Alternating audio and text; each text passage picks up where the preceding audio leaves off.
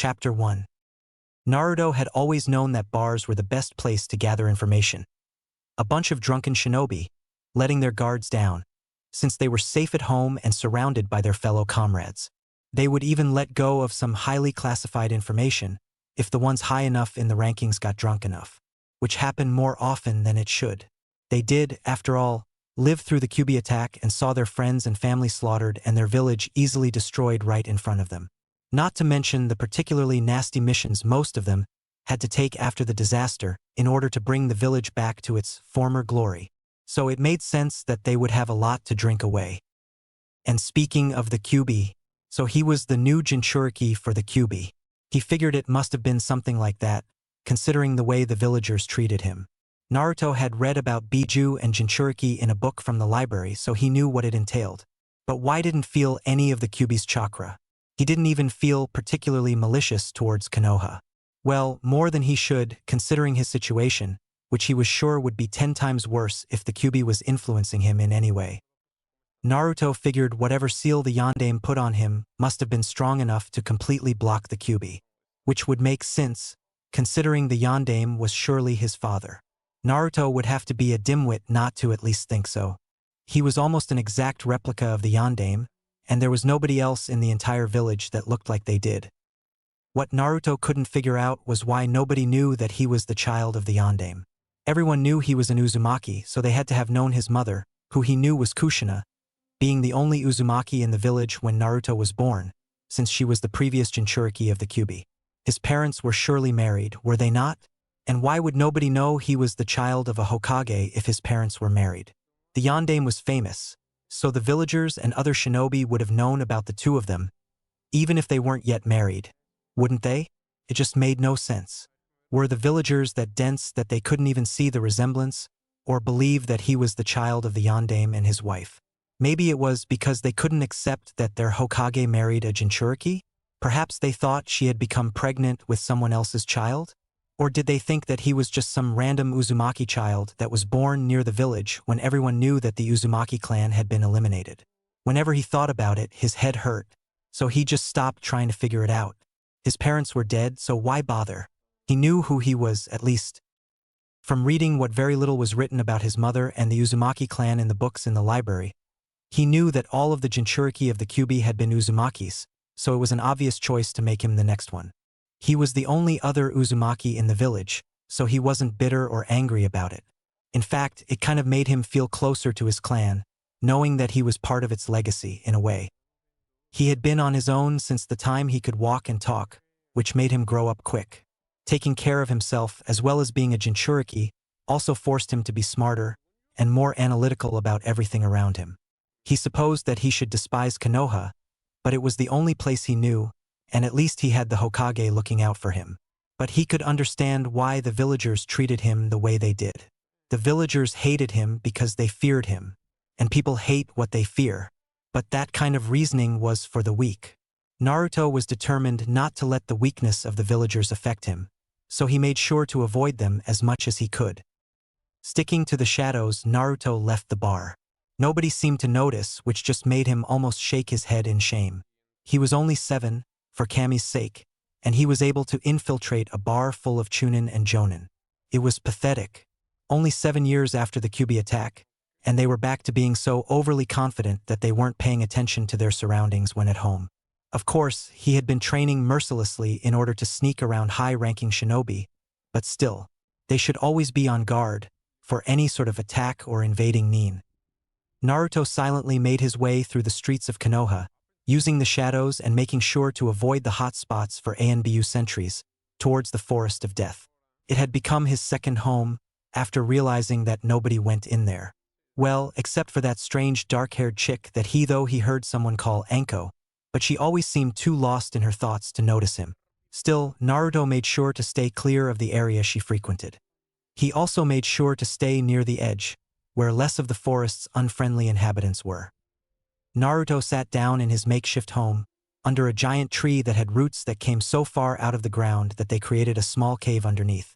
Naruto pushed some chakra through his system and looked at the seal on his stomach, finally realizing what it was for. He could tell the seal was a product of a very high-level fuinjutsu, but it wasn't one that he had seen before in any of the books he had read. Naruto was just glad that the Hokage had personally taught him how to read, write, and access his chakra when he was 5 so that he could start reading and learning on his own. He had already read everything in the civilian and academy student section of the library and had started reading books from the Genin, Chunin, and Jonin sections of the library. The villagers, for the most part, would just ignore or glare at him, but if he showed even the slightest bit of intelligence, they would turn nasty. He had learned to just hide his intellect and his interest in learning from everyone. Due to that, all he could do was learn from books, which he had to borrow and return unnoticed, since there was nobody he could ask for help. When he read his first book on the breakdown of seals, he had been instantly hooked. Felt like Fuinjutsu was in his blood, which he supposed it was. He had started off with small, introductory seals like scroll sealing and got the basics down almost instantly. It was only after he felt he truly understood seals that he started experimenting. Most of his experiments ended up with the seal blowing up, but some came out unexpectedly better than he had hoped. One being the seal he had created that allowed him to use the shadows to completely hide his presence while traveling in them. It came about when Naruto had created a seal that he had thought would allow him to control another's shadow, as he had seen the Nara clan do. Naruto had basic knowledge on the clans of Konoha, so he knew what their specialties and Kekkai Genkai were. He was annoyed at how much the villagers, and even other shinobi, relied on these clans, believing them to be unstoppable. Naruto wanted to be able to do their techniques in his own way, to show the village that relying on a clan because of their Kekkai Genkai would be inane. Granted, the Uchiha and Hyuga clans had dojutsus which could not be copied, but the clans were still overconfident because of them and there were weaknesses to everything. Naruto didn't know what those weaknesses yet were, but he would be sure to figure them out. He wanted to pick apart the entire system Konoha had for relying too heavily on its clans, which were thought to be all-powerful. Naruto was on his 6th test seal when it happened. It was the first time he had mixed some of his blood in with the ink he used on the seal. He had placed the seal on the darkest part of a tree's shadow and, using a hand seal that he had come up with specifically for use with his Fuinjutsu mixed with the rat seal that Naruto knew the Naras used when performing this jutsu, said, Fuin. Kagemain no Jutsu *. Naruto immediately felt his body being pulled into the shadow, and his chakra blending with it. It felt so strange that he dropped his concentration and he was thrown from the shadow after the seal exploded. Naruto continued working with the same seal, tweaking it only slightly, until he polished it up enough for him to be satisfied, which took weeks. With anything new that he was learning, he wouldn't stop until he felt it was perfect and he was incredibly judgmental about his work. Finally, Naruto figured out that if he placed the seal on himself, instead of the shadow and concentrated enough, he was able to completely blend into the shadows. Not exactly what he was going for in the beginning, but he actually felt this was a really impressive and useful technique. Not to mention a good step in the direction he was trying to go in. After successfully staying in the shadows for 3 days straight, Naruto was able to decrease the amount of concentration it took to use the technique. He was just glad that he had so much chakra that he could continuously use it for the time it took to get used to the jutsu. He also tried something new by painting the seal used for shadow travel permanently on his right upper arm. It had burned like it was on fire for a few minutes, but it was definitely worth it. After that was a success, he also painted the one for sealing on his left forearm. Once he felt that he had complete control over the jutsu, which Naruto named Ryoko no Kage *, he started using it as his constant form of travel, only wandering around the village enough without it to make sure that people knew that he was still around. He was also working on refining the Ryoko no Kage to where he could make the shadow he was in larger or smaller, connecting shadows, and the one he was having the most trouble with, teleporting between distant shadows. Naruto also began working on building his body's physical strength, speed, and stamina without the use of chakra, and on basic taijutsu. He didn't use any weight seals, though he knew how to make them, because he knew it would stunt his growth or damage his body if he used them at such a young age. Building strength, speed, and stamina was easy, but learning taijutsu from a book was pretty difficult. That was when Naruto started using his Ryoko no Kage to spy on other Konoha nin. From doing that, he was able to see the many different taijutsu styles that the clans and other shinobi used. Naruto tried doing all of them, finding a style of his own, after incorporating elements from each of the styles he saw. He also started working on his bukijutsu, using all forms of weapons, but mainly focusing on the dual blades that he had lifted from a weapon shop's garbage. The blades were once two full swords that had broken. Naruto had taken them home, leveled them to the same length and sharpened them. They were his favorite possessions. After training in Bukijutsu for a few hours, then switching straight to Taijutsu after, Naruto slowly began mixing the two, which actually worked better with the dual blades for the type of Taijutsu he was trying to refine. He began a schedule of working on Bukijutsu, moving into Kenjutsu, then finishing with Taijutsu, getting his body used to doing one on its own, and being able to fluidly go between the others. Only after he felt that he was proficient enough with his Fuinjutsu, Bukijutsu, Kenjutsu, and Taijutsu did he start working on ninjutsu. He felt that a lot of shinobi relied too heavily on their ninjutsu, which was a mistake in his opinion. The Uchiha clan could copy any ninjutsu with their Sharingan and be able to block it. Some sensor-type shinobi could sense what kind of ninjutsu one was going to use, and any prolific Fuin user could put a chakra-suppressing seal on someone. Naruto was determined not to be caught off guard or vulnerable. He thought up every kind of possible situation where he couldn't do one or more type of a jutsu and made sure that he had backup plans and safeguards. Naruto didn't jump straight into performing and learning ninjutsu in the beginning. He first studied the introduction to chakra books. He learned how it works, what it does to and in the body, and about his chakra coils and points. Naruto was a firm believer in knowledge being power. If he knew the very basics about something, then he could build from that, making the jutsu easier to do and stronger in the long run instead of diving head first into a jutsu and not really knowing what he was doing. That was how people blew themselves up or spent careless numbers of hours in chakra trying to figure something out when it had such a simpler answer if one began from the very beginning. With that in mind, Naruto's first point of focus was chakra control. He started out with the basic, keeping a leaf attached to his body with chakra, and then learned how to walk up trees and on water. He even taught himself to do some medical ninjutsu after reading some anatomy books, just to make sure his control was perfect. Gaining full chakra control took a lot more time than he thought, almost 2 months of constant training, but he figured it must have been because he had such large chakra reserves. Once he felt he had full chakra control, he decided to try and learn some low-level jutsu using all the major nature manipulations. He thought that would be the best way to learn his affinity and also try building affinities towards other natures. He had read that full nature manipulation was so rare that the Sandaime was the only known person able to do it, but Naruto was determined to have them all the same, since his goal was to one day surpass the Hokage in power. Naruto didn't notice any real difference when using D-rank ninjutsu of varying nature manipulations. It was when he tried using some C-ranked one from a book that he swiped from a jonin that it became apparent.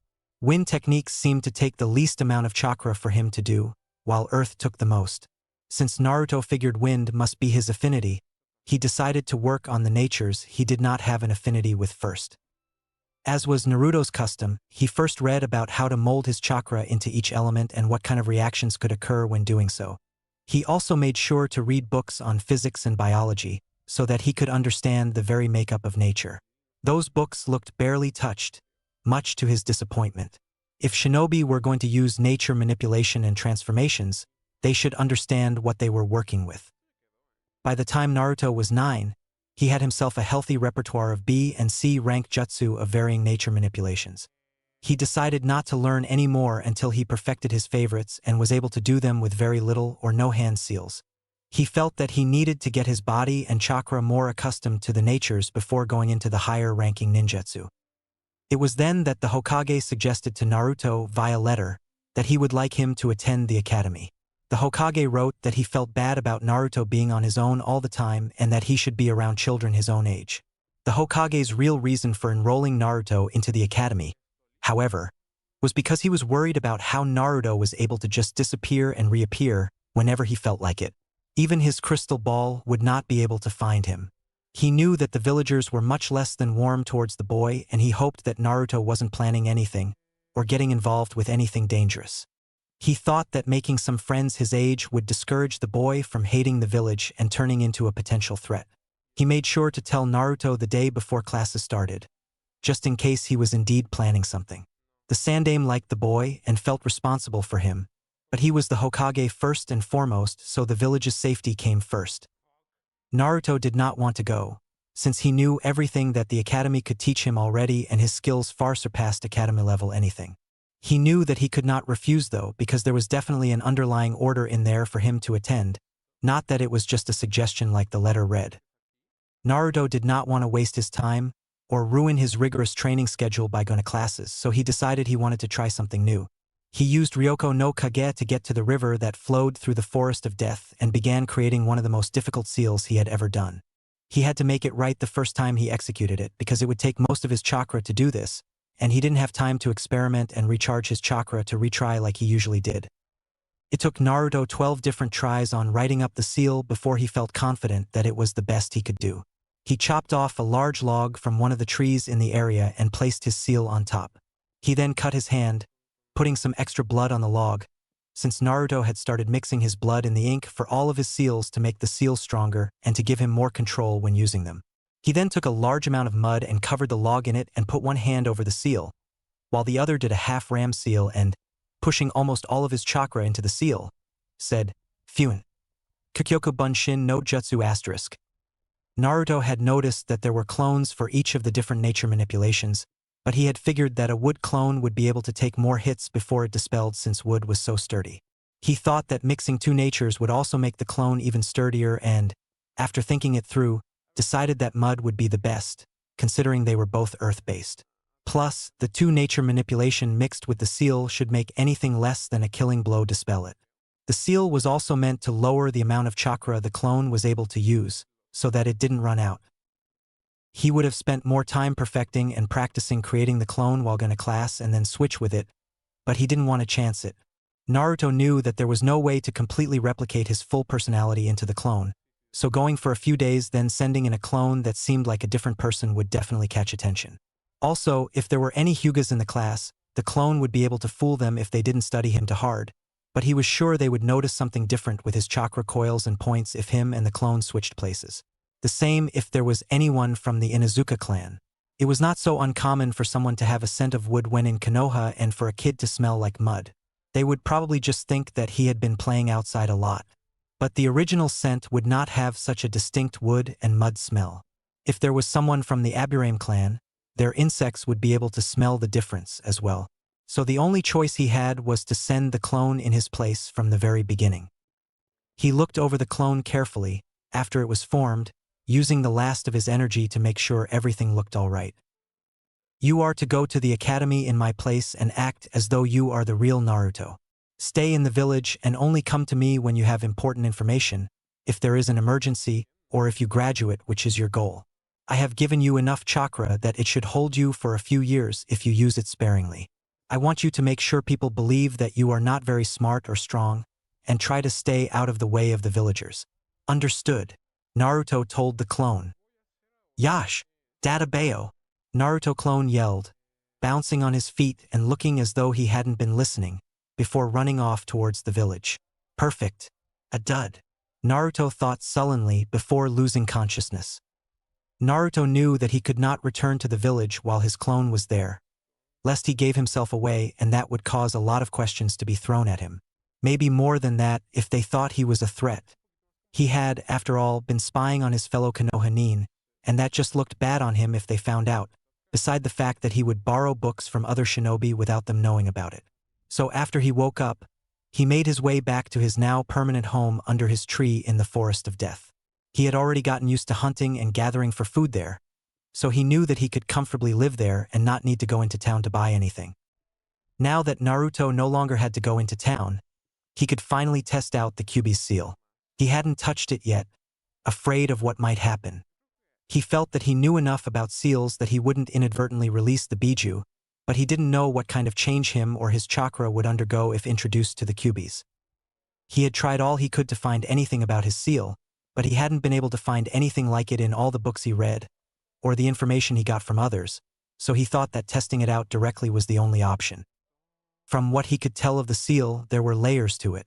Naruto figured if he could just release the first layer, that should be enough for him to access the Kyuubi, but not affect him too much. He had read and heard about the Gojyo Fuin asterisk and its corresponding Gojyo Kain asterisk, but it was only brushed upon in the books, and who he had heard it from wasn't an expert with it. From what he could decipher, he thought he could try out the Gojyo Kain and see if it did anything. He would only use a little chakra to be sure that if it did work, he didn't unlock too much of the seal. Naruto focused a small amount of chakra onto his fingertips, took a deep breath, and quickly pressed his fingers onto the seal with his fingers spread so that they touched some of the outer layers. The pain in his body the moment he did it was so intense that it caused him to black out. Naruto awoke to find himself laying on his back in what looked like a sewer with pipes on the ceiling and walls. There was about 5 inches of water churning around him violently, and it seemed like the walls and pipes were pulsing uncontrollably. Without moving, he did a quick scan of his surroundings but didn't see anything else. He couldn't feel the water soaking him, but he could feel the tremendous amount of malicious chakra around him which was originating from the end of the hallway. Naruto got up slowly and started making his way towards where the power was coming from.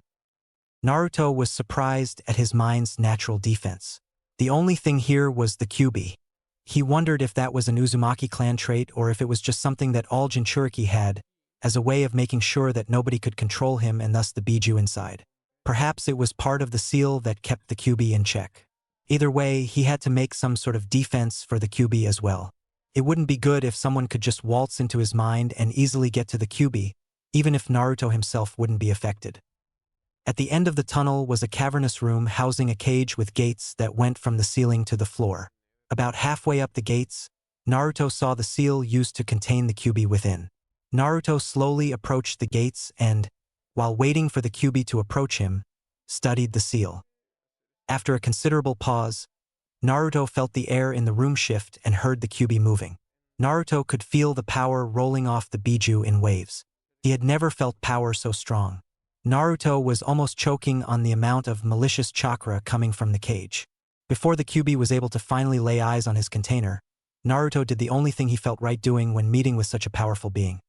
He kneeled with one knee on the ground, placing the fist of the same side next to it and his other hand on the knee bent pointing upwards, head down in the traditional pose that shinobi gave to their commanding officer. It took the Kyuubi a minute before he could say anything.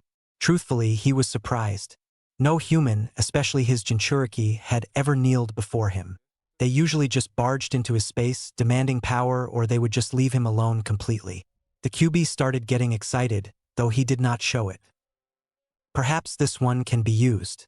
I still cannot control him, due to this damnable seal, but I may be able to coerce him into removing it enough for me to take over. I see that you recognize true power, human, the Kyuubi said, looking down at Naruto. What has brought you to me before the prearranged time within this seal? The Kyuubi knew what the seal was meant for. It had already started adding very nominal amounts of his chakra into the boy's pathways, but only enough for his body to get used to it. There were still supposed to be years before the seal released its first layer. I wish to make a partnership of sorts, Naruto said, still from his kneeling position, thinking quickly. He did not know that he would be meeting the beast when he tested the seal, but he knew that this meeting could turn out in his favor if he played his cards right. He knew that the Kyuubi would not be happy with his request, but he was going to try and do this the best way he could, in order to be on good terms with the Biju. I do not partner with humans, the Kyuubi growled angrily. The human was not displaying any signs of fear, and the Kyuubi had to decide if he should try and scare the human into obedience, or if it would give it willingly. The Kyuubi could not tell what was in this human child's mind. It both annoyed and fascinated him. He had never met a human he could not read, and this one before him was quite the enigma. I said of sorts, Naruto replied. I know from studying the seal that the layers are meant to be released at certain points, and this will allow your chakra to start flowing through me. It already has, the Kyuubi interrupted. Yes, and I apologize for that, but I did not know any other way to speak with you without removing that first layer, Naruto said. The Kyuubi narrowed his eyes at his container but did not speak, wishing the human to get to the point. I did not wish to simply take your chakra from you. Again, my apologies that it is already happening. I first wanted to ask you for your chakra. I feel that everyone should become strong using their own power, not someone else's, but seeing as how we really have no choice in the matter, I see no other option, unfortunately. You are asking to use my chakra, the Kyuubi stated, more than asked. Yes, this human was certainly the most confusing that he had ever come across. Yes, Naruto replied. The Kyuubi looked up at the area he knew the seal was at. It was not as if he could say no and his chakra would stay with him. The human was going to get his chakra anyways, whether the Kyuubi wanted it or not. Very well, the Kyuubi said, beginning to turn back into the darkness of the cage. Also, Naruto stated, for the first time sounding hesitant, which made the Kyuubi turn back to him, curious. I was wondering if you would be willing to share some of your knowledge with me? I have no family or sensei to teach me anything, and although I feel I have been able to come far, considering my situation, I believe that knowledge is the truest and most dangerous kind of power, and I can only get so far with the books in the library. Now the Kyuubi was really intrigued. Most humans didn't find knowledge to mean much of anything, which was misguided on their part. It seemed like this human child recognized the power that knowledge could bring. Why do you desire knowledge? The Kyuubi asked. I wish to bring about change, Naruto simply said. Continue, the Kyuubi said while narrowing his eyes in annoyance. The way the village is now is deficient. The villagers are stupid and lazy, believing they are safe, when at any moment they could be wiped out. The shinobi here have gotten arrogant, believing they can handle anything that could happen, when it has already been proven, by you that they cannot. They rely heavily on the clans that reside within these walls, whom they seem to believe are omnipotent. Even the clans think that way about themselves. I want to show the village their miscalculation. I want them to know that they are not nearly as powerful as they believe. I want to show them true power so they will absolutely understand it. Naruto finished, with slight anger and bitterness in his voice. Oh yes, the Kyuubi was definitely happy with his new container. He wondered if the human could hear the beginnings of insanity in his own voice. All of the things the human child listed were things that the Kyuubi himself felt. He briefly wondered if he had already been influencing the child through the seal, but disregarded the thought. The seal was unfortunately foolproof against that. This container was definitely going to work for him. If the child wasn't still kneeling in front of him, the Kyuubi would have laughed at his luck. I allow you to use my chakra as you see fit. It is your responsibility to access it and control it. It will not be my fault, nor will I help, if you go too far with it. As for the knowledge, I will offer it when, and if, I feel like doing so, the Kyuubi said, returning to the darkness of the cage. Thank you, Naruto said, finally standing up after he could no longer hear the Kyuubi moving. Naruto was unsure of how to return to his body, so he decided to do a chakra pulse, in hopes that it would jolt him awake, which it certainly did. The moment he returned to his body, he regretted it. It felt as though hundreds of shards of glass were shredding up his body from the inside. The pain was so immense that he couldn't move and tears starting flowing from his eyes. Truly felt like he was dying. Naruto now realized why the seal was set up the way it was. The first layer was meant to loosen once his chakra coils had finished developing and he had unsealed it before then. He knew the only thing he could do was try his best not to fight the invading chakra of the Kyuubi. If he did, it would take a lot longer for his coils to get used to it. He just hoped he would actually live through it. It took half an hour of excruciating pain before Naruto was able to move again. It took another day and a half until the pain had completely receded.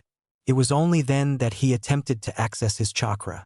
His body felt as if it was burning for a few minutes, but the longer Naruto drew upon the chakra, the more his body got used to it. Once the burning feeling had gone away, Naruto decided to try out how much the Kyuubi's chakra interfered with his control by trying the simple leaf test.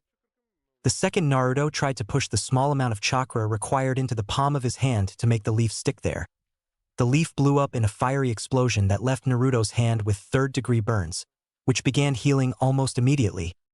Well, shit, Naruto thought angrily.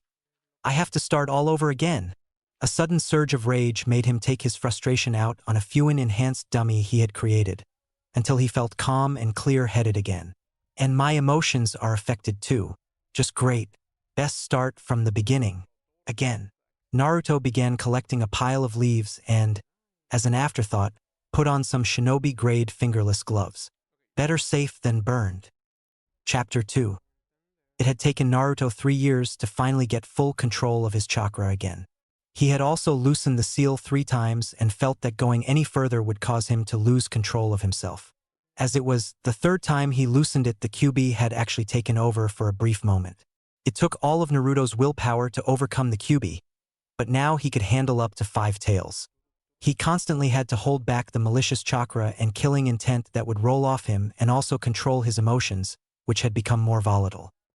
Naruto had to relearn his chakra control every time that he loosened the seal, but felt that if he were to do it again, it would only take a short time for him to regain control. He had finally realized why releasing a layer of the seal messed up his chakra control. Naruto's chakra before infusing with the Kyuubi's was only slightly unstable, since his coils were still developing, whereas the Kyuubi's would ebb and flow through his system. Sometimes there would be a large burst of it, and sometimes it would be just a small amount more than his own. Naruto had finally gotten his coils to stop pulsating the Kyuubi's chakra, and now had fully developed larger coils that kept a consistent amount of his chakra flowing through them that had started to fuse with the Kyuubi's. During that time, Naruto had also perfected his own method of taijutsu and kenjutsu. He had also advanced to where he could use the few ninjutsu he favored with only one hand seal. Working on his genjutsu had been the hardest. You could know the breakdown of genjutsu, but without a proper sensei to teach you how to do it, it was impossible to do. Oddly enough, that was where the Kyuubi stepped in and started instructing him and giving him some pointers, not to mention incredibly violent and gory ideas. Since releasing the seal the second time, Naruto and the Kyuubi were able to converse with each other telepathically, which was more of a blessing than a burden, as Naruto had found out in this case. The Kyuubi had started out calling him names and yelling at him when Naruto had first started trying his genjutsu out on a clone. After the botched genjutsu attempt, the Kyuubi had started actively including himself in all of Naruto's training, even going so far as to actually give him some jutsu. With the help of Kyuubi's chakra running through him, Naruto was also able to master fire nature manipulation. Naruto was in the middle of learning Katon, Hinoiki Asterisk, which was a modified version of one of Kyuubi's own attacks that the Kyuubi was teaching him, when he felt his clone approaching quickly. He had to immediately cut off the jutsu, lest his clone run straight into the fire. Kami, I really did screw this one up, Naruto thought. First, his clone almost runs straight into its own death or, well, dispelment. Then when he stops in front of the original, he was wearing a bright orange jumpsuit and ridiculous-looking goggles on his head. Naruto didn't even know they sold anything like that in Konoha. Of course, he wouldn't have been able to buy it either way. All of the things Naruto owned were taken from garbage cans and fixed up, except for his ink, which he made himself. Naruto wondered how his clone could have gotten from the moss green short-sleeved shirt, black shinobi pants, and black sandals that he was created in that matched the original's clothing, to that. His thoughts on his clone's appearance left his mind when he saw the look of utter excitement in his clone's eyes. Mizuki-sensei is so awesome. You won't believe what he told me. I never would have thought, since Irika-sensei is usually the only one that pays attention to me. But that's the clone began, talking quickly and animatedly, with his hands flying and feet bouncing when Naruto cut him off, rubbing his head. What are you here for? I told you to only come here if there was an emergency or when you graduate. That's what I'm saying, Databeo, the clone said loudly.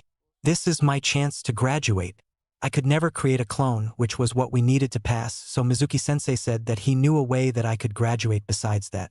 He said if I take the scroll of sealing from Gigi's house and learn something from it, I could graduate. Naruto contemplated destroying his clone for its stupidity. Obviously this Mizuki-sensei was trying to get his clone to steal the scroll from the Hokage's home so that he could take it from his idiotic clone scot-free. He assumed that this Gigi was the Hokage, since his home was the only place the scroll would be. But then he thought more about it. This could actually be good. If he were to get his hands on that scroll, he could learn some really powerful jutsu. And it would be simple to set up this Mizuki, if he was as stupid as he sounded. Do you think that you could get this scroll from the Hokage? Naruto asked his clone. Of course, Databeo. I know his weakness, the clone said with a fist pump. Naruto highly doubted his clone actually knew the Hokage's weakness, but the clone was still a part of himself, if only slightly, and should have enough skill to at least get a scroll.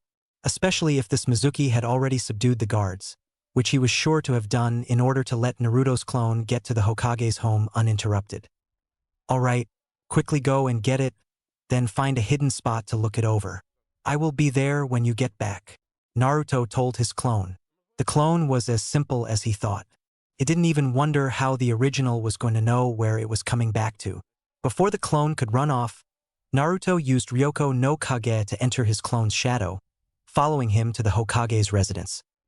As Naruto had thought, all of the guards were laying around outside, though he doubted his clone noticed, since it climbed through a window on the top floor. He could still smell the lingering scent of a poison in the air, which meant that it was just recently used. He recognized it as a non-lethal one, luckily for the perpetrator. Killing the guards of the Hokage's home would get him caught immediately. The suits they wear have a seal on them that is directly connected to their heartbeat. Once their heart stops beating, a red alert is sounded to all high-level shinobi, all of whom would surround the residence within seconds. So the traitor Mizuki wasn't as dim as his clone, at least. Naruto was curious to see how his clone was going to subdue the Hokage. The second his clone opened the door from the room they entered into to the hallway, he actually held his breath in anticipation. Overpowering the Hokage was out of the question. The only thing his clone could do was somehow distract the Hokage. Using the knocked-out shinobi outside would be the best option, but they would have to move fast if they did that. The Hokage might even set off the alarm before the clone could finish speaking, which would make it impossible to get the scroll. That's why Naruto was there. If his clone could get the Hokage out of the house, or even just further away from where it was, but could not make it to the room that housed the scroll, Naruto could use the shadows to get into the room and get it himself. He hoped there would be enough confusion that he would be able to escape with it unimpeded. "Naruto, what are you doing here?"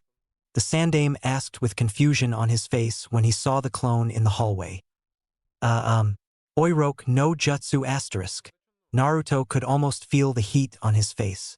That was the most humiliating thing he had ever seen. His clone actually transformed into a naked woman. Not only that, it actually knocked the Hokage out from a nosebleed. He couldn't believe that worked.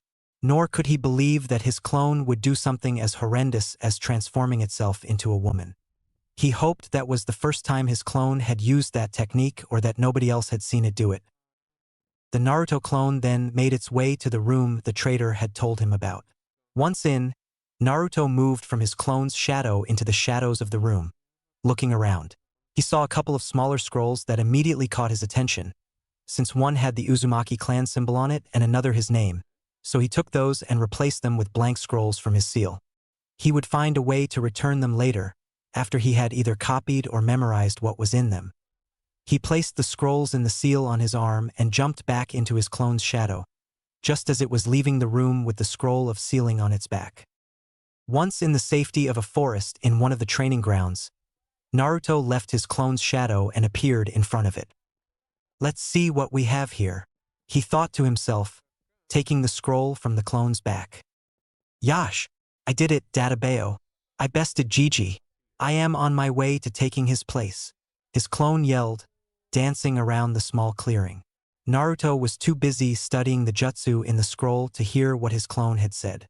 He quickly looked over everything there was in the scroll. All that it said about any of the jutsu in there was how to do the technique and the risks. It didn't say much about what they did, just giving the basic use for it. Naruto shrugged his shoulders and focused on the first one, the Tajukage Bunshin no Jutsu Star. It was surprisingly easy to do, but he supposed it was because he had been making clones for years and this one wasn't too different. It just took more chakra and a different hand seal. Once he was able to create hundreds of clones easily, he dispelled all but 8 clones.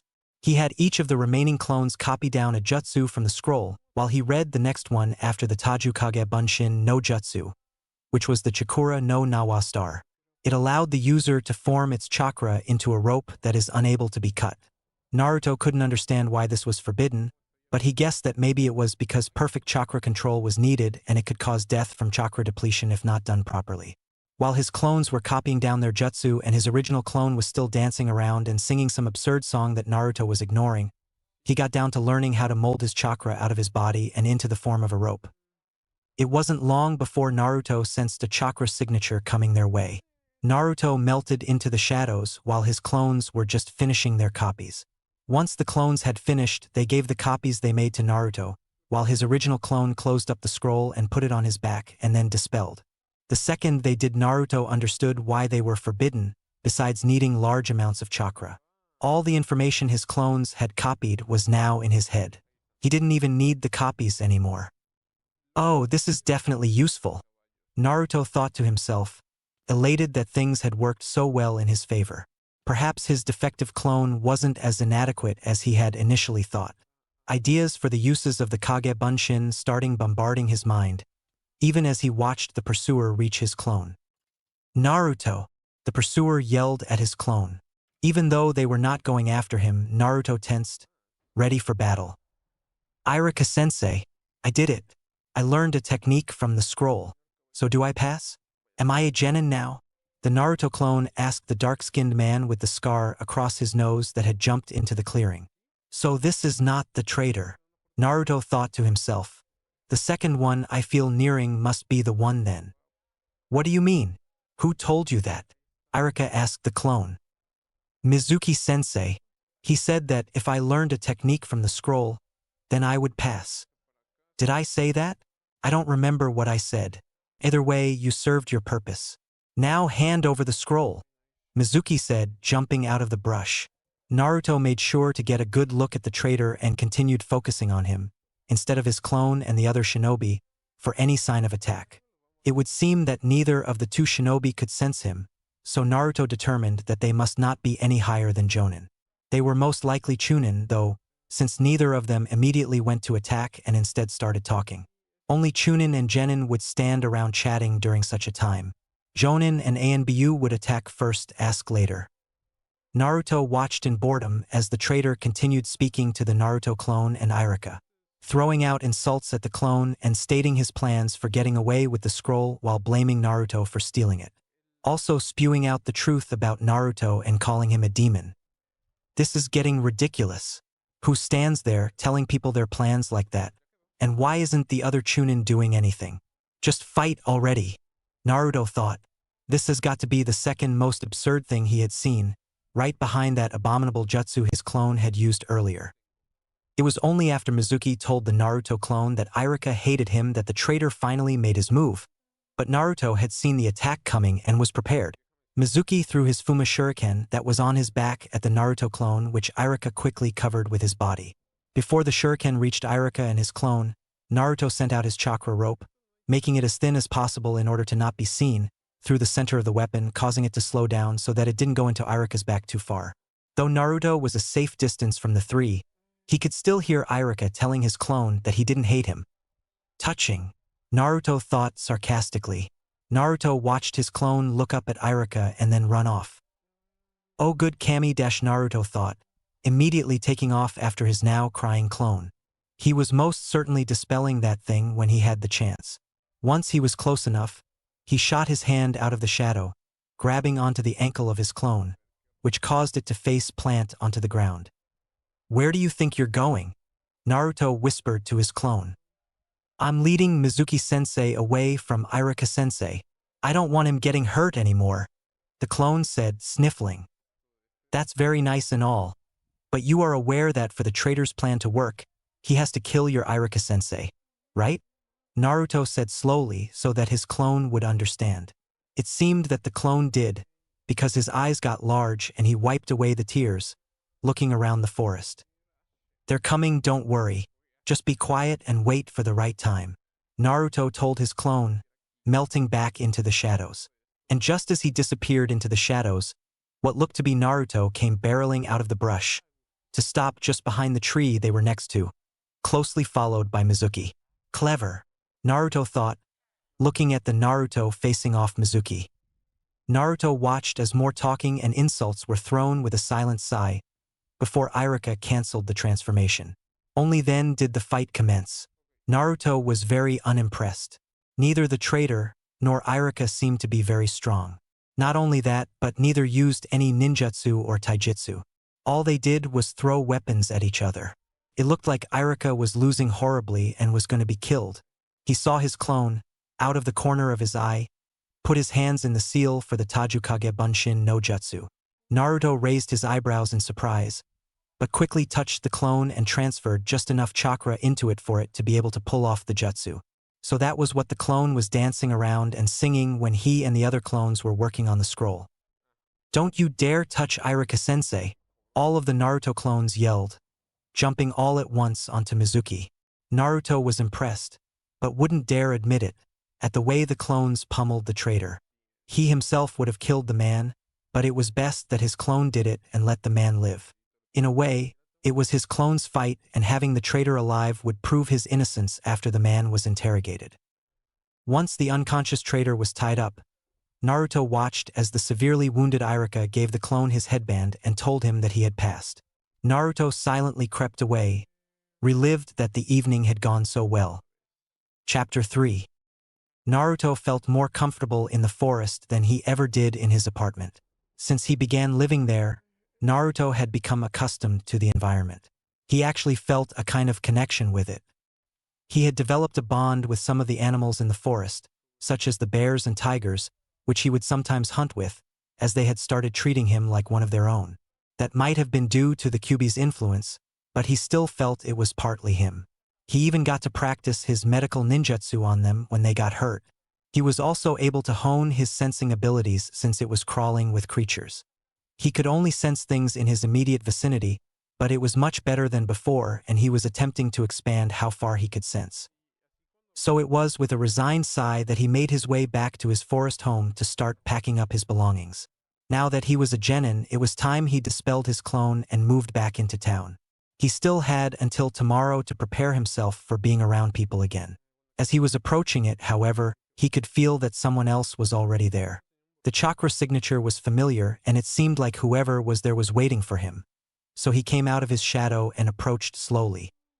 When his tree came into view, he saw the woman, Anko he remembered, sitting on top of the roots which made up the roof of his house.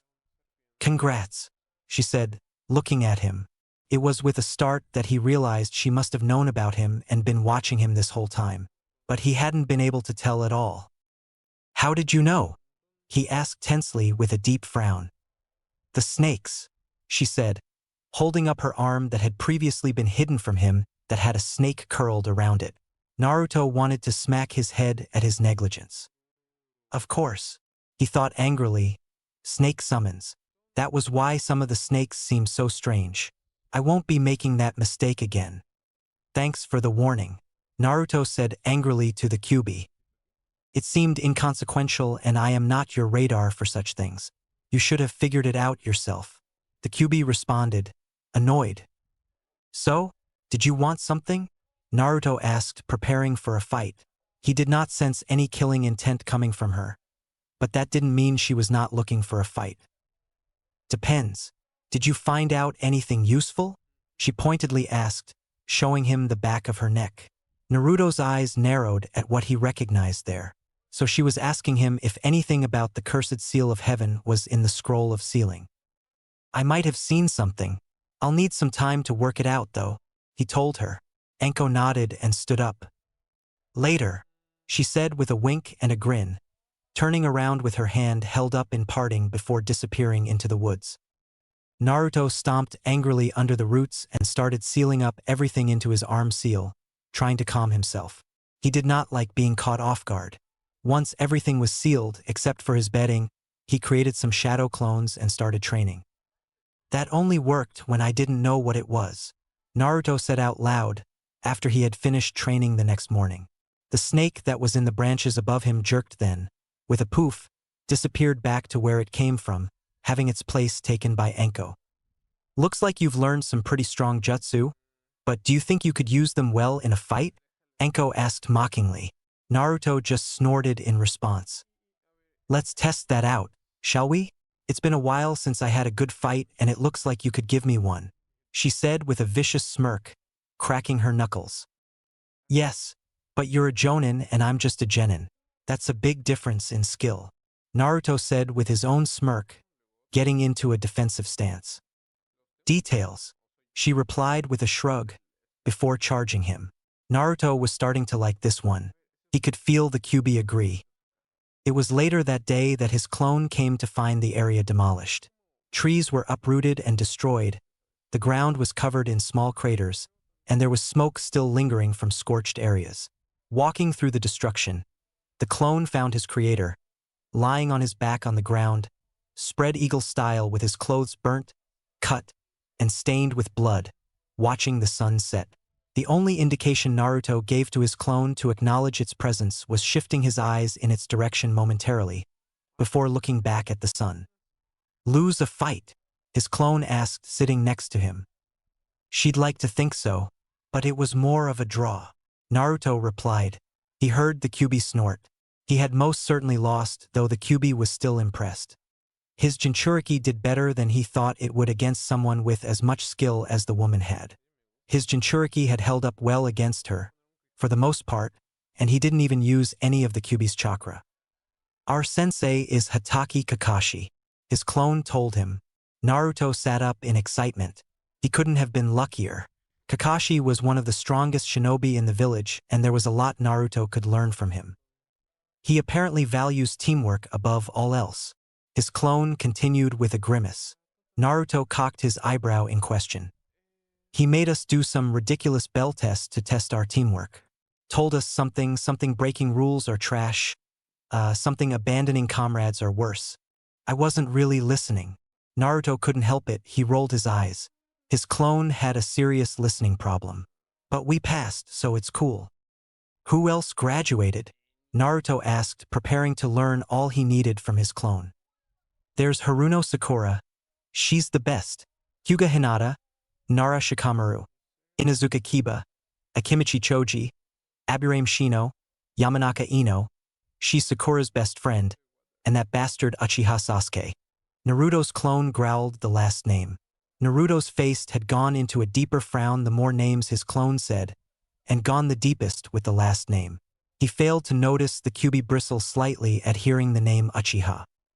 Naruto was not surprised that a Yamanaka, Nara, and Akimichi would all be in the same class together, since their families were close and they would want to continue their clan's formation, but for a child from all the major clans to be in the same class was disconcerting, especially for the last member of the Uchiha clan to be lumped in there too. Perhaps there was a law enacted that forced them to have children at the same time, but that seemed excessive. He didn't think that anyone could force someone to get impregnated at a specific time, but they might be persuaded to without them noticing.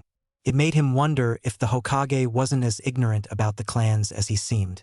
If a child from each of the clans were put on teams together, they would be forced to work together and know each other's strengths and weaknesses. It would make them realize that their clans were not supreme.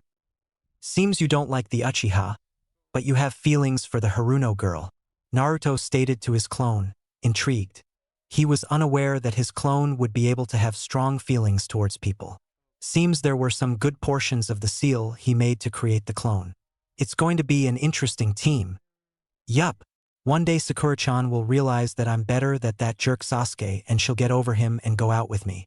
And that bastard Sasuke is my rival. I'm definitely gonna beat that asshole into the dirt. The clone yelled in exuberance. Wait, how did you know they were my teammates? They decided teams by grades. Do you know everyone's grades? That may be the case in normal circumstances, but this is highly unusual. They wouldn't separate the Inoshikacho team, so they will all be together. The Hyuga, Inazuka, and Aburame will be together, since they are from the other prominent clans and the heads of their clans would want them with another member of a clan. That leaves me, the Haruno girl, who is a civilian, and the Uchiha, whom isn't really a member of a prominent clan anymore since he is the last of his, to be on a team together. The throwaways. Naruto thought to himself, only slightly annoyed. It did make sense after all. A look of comprehension came over his clone's face. So, does it happen now? His clone asked quietly, looking down at its hands, clasped tightly together in its lap.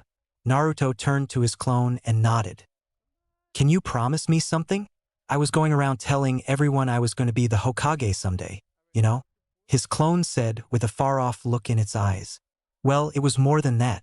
I was actually promising everyone that I would do it. Could you keep that promise for me? Naruto sat in silence for a while. When he thought about it, it wasn't so bad of an idea. Naruto had thought to just be powerful enough to be ANBU captain, or someone of great influence. But he would have much more power as the Hokage. The power to actually make some real changes to the village that were long overdue. He would just have to add learning politics into his routine. I can do that, he promised with a nod. His clone gave him a reassured smile. Thanks, he said before Naruto dispelled it. We should have used it as a training dummy, the Kyuubi said. It would have dispelled when I ripped its tongue out. Besides, you only say that because you enjoy seeing the shit get kicked out of what looks like me. Naruto accused. He didn't get a reply. The next day found Naruto meeting with his team for the first time. It was also the day of their first mission. He had arrived at the prearranged meeting place to find his teammates already there waiting.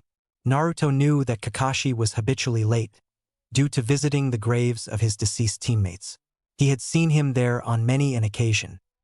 "Naruto, you're late," a pink-haired girl yelled at him, attempting to punch him in the head. Naruto blocked her punch with his arm. Usually, if someone were to attack him like that, he would attack back. But he assumed this was some sort of greeting of hers, odd as it was.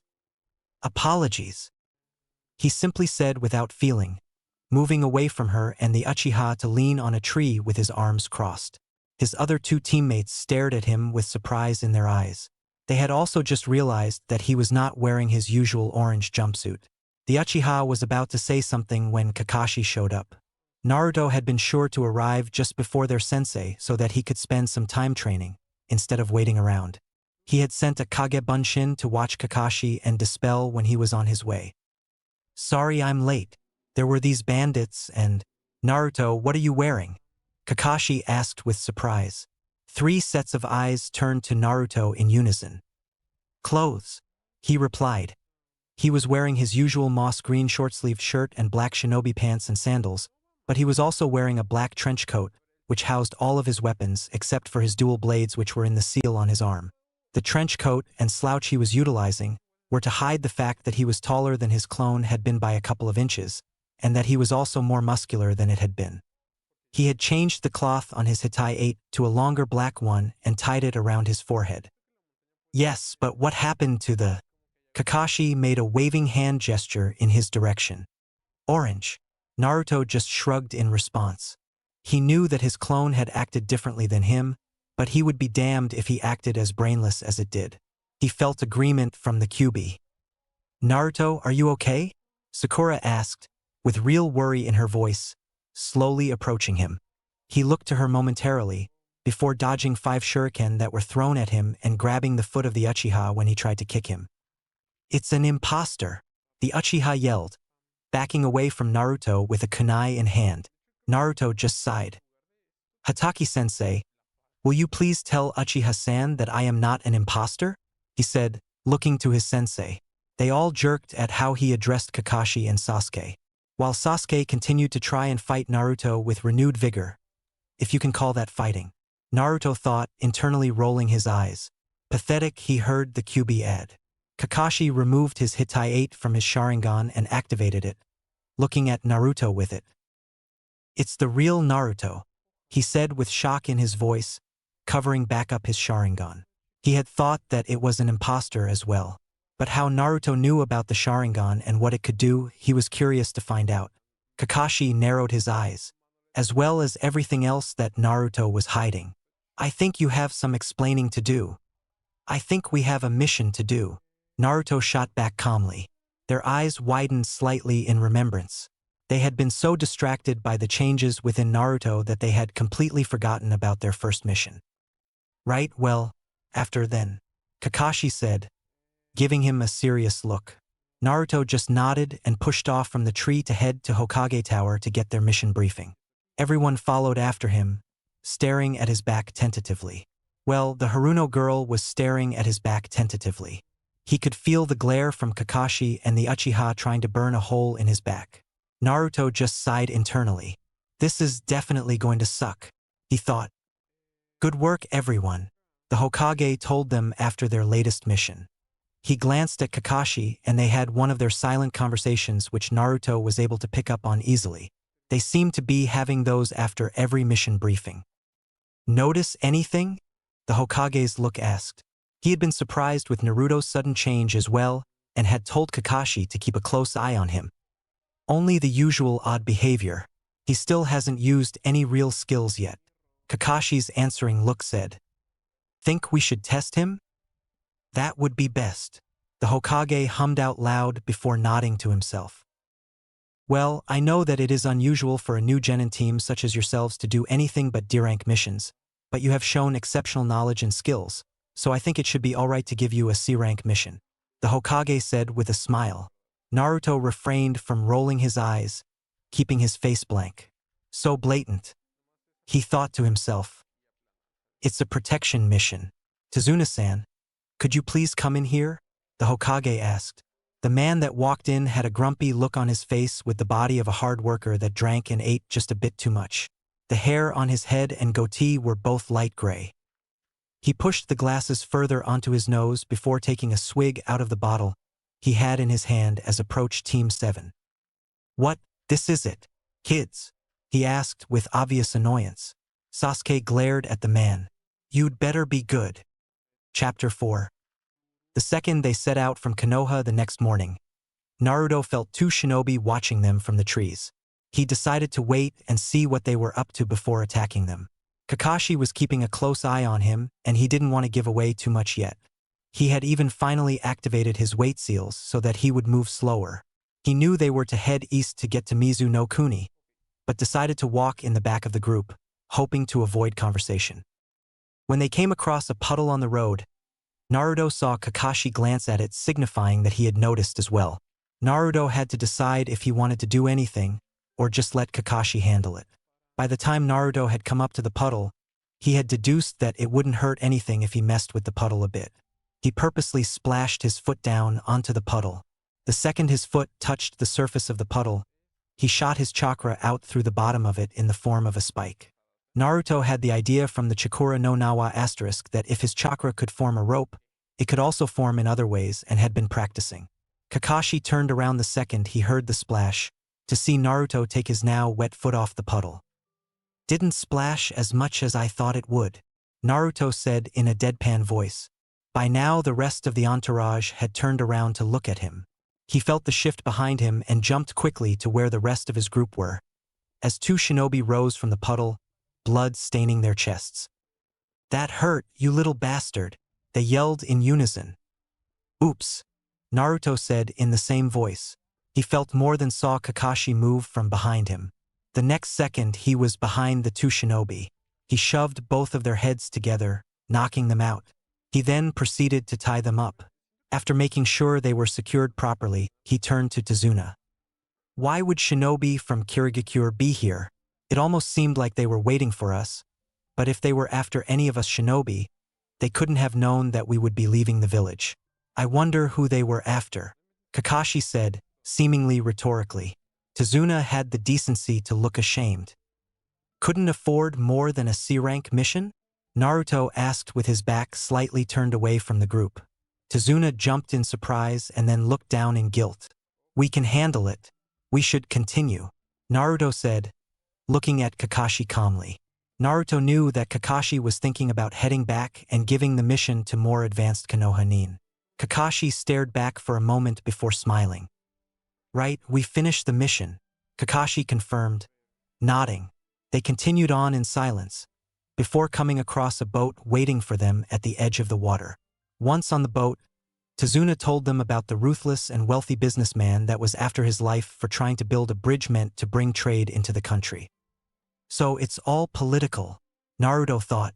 Getting involved in this should give me some good insight for future reference. Once landing in Tazuna's hometown, Naruto felt an aura he had never encountered before. The killing intent from one of the chakra signatures he felt was so strong, he was actually impressed. What do you reckon? Naruto asked the Kyuubi.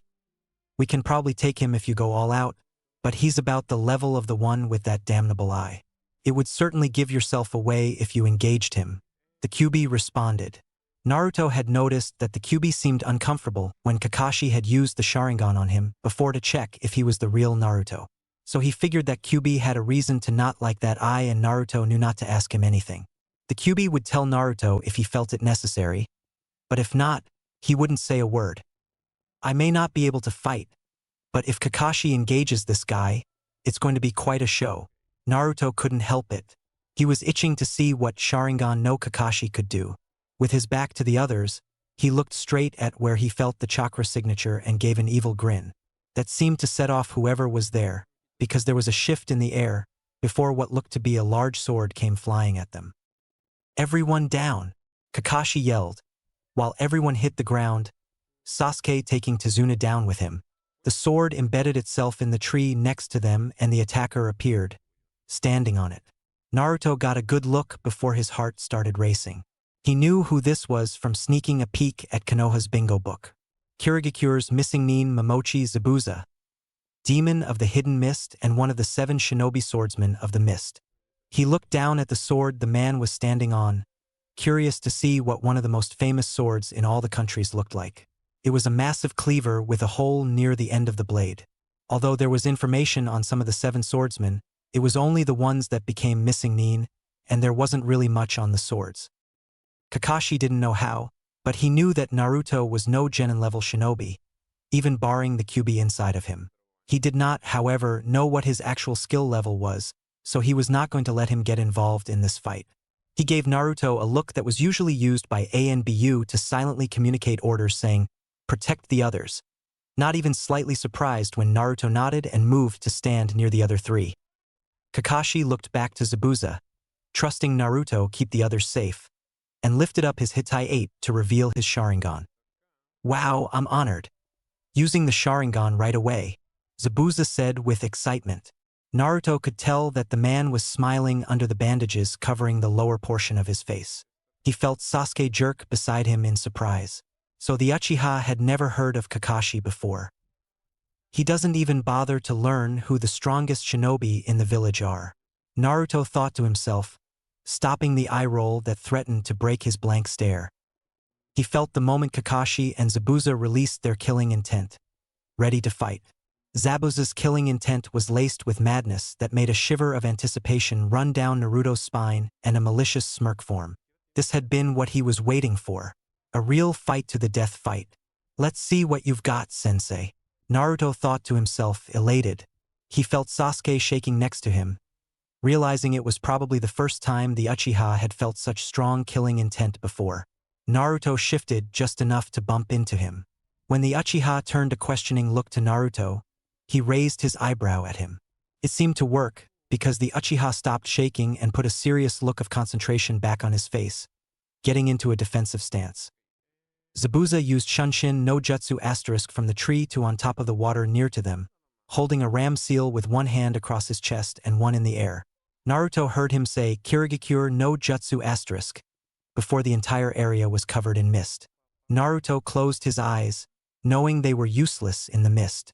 He had strengthened and honed all of his senses so that if one or more were incapacitated, he could cover the loss with another. It was something he had learned from hunting in the forest of death. His nose was also useless, as the mist had a certain smell of moisture that covered everything else, but he was able to hear his teammates shift and sense where everyone was. "Don't worry," he heard Kakashi tell them. "He'll come after me first. He's a master of silent killing." "I'm aware, thanks," Naruto thought sarcastically, this time actually rolling his eyes, since nobody could see him. He heard Zabuza's voice, naming off the killing points on the body, trying to decide which to go for, while mocking them. "I would have to say the spine is a person favorite. Lots of pain, but blocks movement and doesn't always kill outright." Naruto answered to himself reverently. "Smashing the brain. You humans have such a pathetically small one, but it looks so nice when it explodes."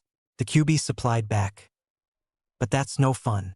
You can't mess around with them after if you do that." "Good point. Kidneys then. They're actually pretty delicious, you know." "Gross. Eat the liver, not the kidney." Naruto felt Zabuza approach, and before he could come between his teammates and their charge, he knocked everyone away, taking out his dual blades from the seal and crossing them to block Zabuza's sword from going downward. He kicked out with his foot, creating the chakra spike on the bottom, and pushed it into Zabuza, who dispelled into water. He felt a clone of Kakashi appeared behind him, just as a clone of Zabuza appeared behind that clone, slashing through it. He turned to see Kakashi holding a kunai to the neck of the Zabuza clone, telling him not to move. This is getting really irritating. There are so many better ways to fight than clone on clone on clone. Naruto thought to himself.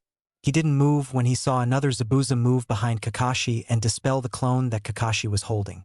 It seemed like that was all posturing, and that was not what Naruto thought a fight between such strong shinobi would look like. Naruto watched as the fight was taken to the top of the water near them and Kakashi was trapped in a ball of water. Naruto was having a hard time holding back his annoyance at the whole fight. He hadn't seen anything good. This is a waste of time, Naruto thought angrily before deciding he had enough. He didn't think either of them were being serious, and it was time for them to start. While everyone was focused on Zabuza and Kakashi, Naruto made a clone which he transformed into Kakashi to make it seem like Kakashi had done it and hid him in his shadow. He had his clone move to a shadow on the other side of where they were all facing off and send a barrage of kunai at Zabuza, which made him let go of Kakashi in order to dodge. It looked as though Zabuza figured that it was him though, because he looked straight at Naruto, focusing his killing intent all on him. Naruto didn't show any discomfort at having such a strong killing intent focused on him though and just stood, same bored expression on his face, with his arms crossed. Before Zabuza could make a move, Kakashi grabbed his arm, redirecting his attention back onto him. Zabuza jerked his arm free before he began making multiple rapid motion hand seals, which Kakashi copied, seal for seal, to create identical water dragons. They were going through them so fast that Naruto was having a hard time keeping up. He was able to copy them so quickly, and even match the amount of chakra that went in so that they canceled each other out. Naruto was finally getting to see the fight that he was waiting for. He saw Kakashi playing Zabuza by matching every movement he made. That Sharingan sure is interesting, Naruto thought with a frown. He could tell that Kakashi was able to see Zabuza's movements the split second that he made them, which must have been the Sharingan's doing. Kakashi was incredible at reading people. He could tell what Zabuza was thinking by watching his reactions and saying out loud what he knew Zabuza was thinking, after hearing how he had talked previously. Naruto could read Zabuza just as well, so he knew that Kakashi was not actually reading his mind, as he was bluffing that he could. He saw Kakashi use Zabuza's disorientation to put him under a small Jinjutsu, in order to further panic him, while he completed a water jutsu that blew him in the air and trapping him against a tree with his kunai. It's over, Kakashi told him. That it is, Naruto thought, finally satisfied, before feeling the shift from the second chakra signature that had been hiding throughout the fight and seeing the Senbon needles go flying into Zabuza's neck. Naruto narrowed his eyes. Whoever Zabuza's ally was, they were very skilled. It was absurdly hard to hit just those correct points in the human neck for the desired effect of death, without actually causing it. True indeed, said the voice of Zabuza's companion. Naruto glanced up to see a young man wearing the mask of a hunter nin from Kirigakure on a branch of the same tree above Kakashi. Kakashi jumped down to check Zabuza's pulse. Naruto knew he wouldn't feel anything but that Zabuza would probably wake back up in about 30 minutes. Naruto saw Kakashi narrow his eyes after feeling for the pulse.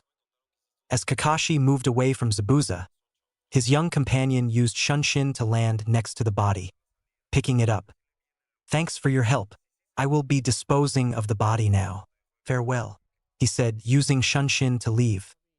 Well, time to get Tazuna home, Kakashi said, covering back up his Sharingan, before passing out. Naruto rolled his eyes. So there was one downside to using the Sharingan: chakra exhaustion. He was sure that the more mastered one was over the Sharingan, the less chakra it depleted. That would be correct. He heard the Kyuubi growl in reply. Naruto waited to see if the Kyuubi would go into detail, but that was all the information he offered. Naruto just mentally shrugged, before putting one of Kakashi's arms around his shoulders and carrying him the rest of the way to Tazuna's house, which was a quiet trip. After coming to the conclusion that Zabuza must still be alive later that night, Kakashi told them they should train so they would be ready for when he comes back. Kakashi met his eyes, which told Naruto, "They train while you tell me what's going on." Naruto inwardly flinched. He had done well avoiding this talk, but it seemed like he couldn't anymore. While Kakashi was teaching Sasuke, Sakura, and a clone Naruto had created to make it seem like he was learning with them about chakra control, Naruto was waiting a good distance off for Kakashi to return so that they could have their talk. It wasn't long before Naruto could hear the sound of Kakashi approaching. Naruto stayed where he was, leaning against a tree with his arms crossed. Kakashi sat with his back against the tree opposite Naruto. "So, how about you tell me what's going on?" Kakashi asked calmly, closing his eyes with a smile that was more unsettling than reassuring. Naruto sighed. "Here we go," he thought. "I take it you read up on our files before taking us as a team, But did you notice anything about me the first day you met me? Naruto asked. Kakashi frowned.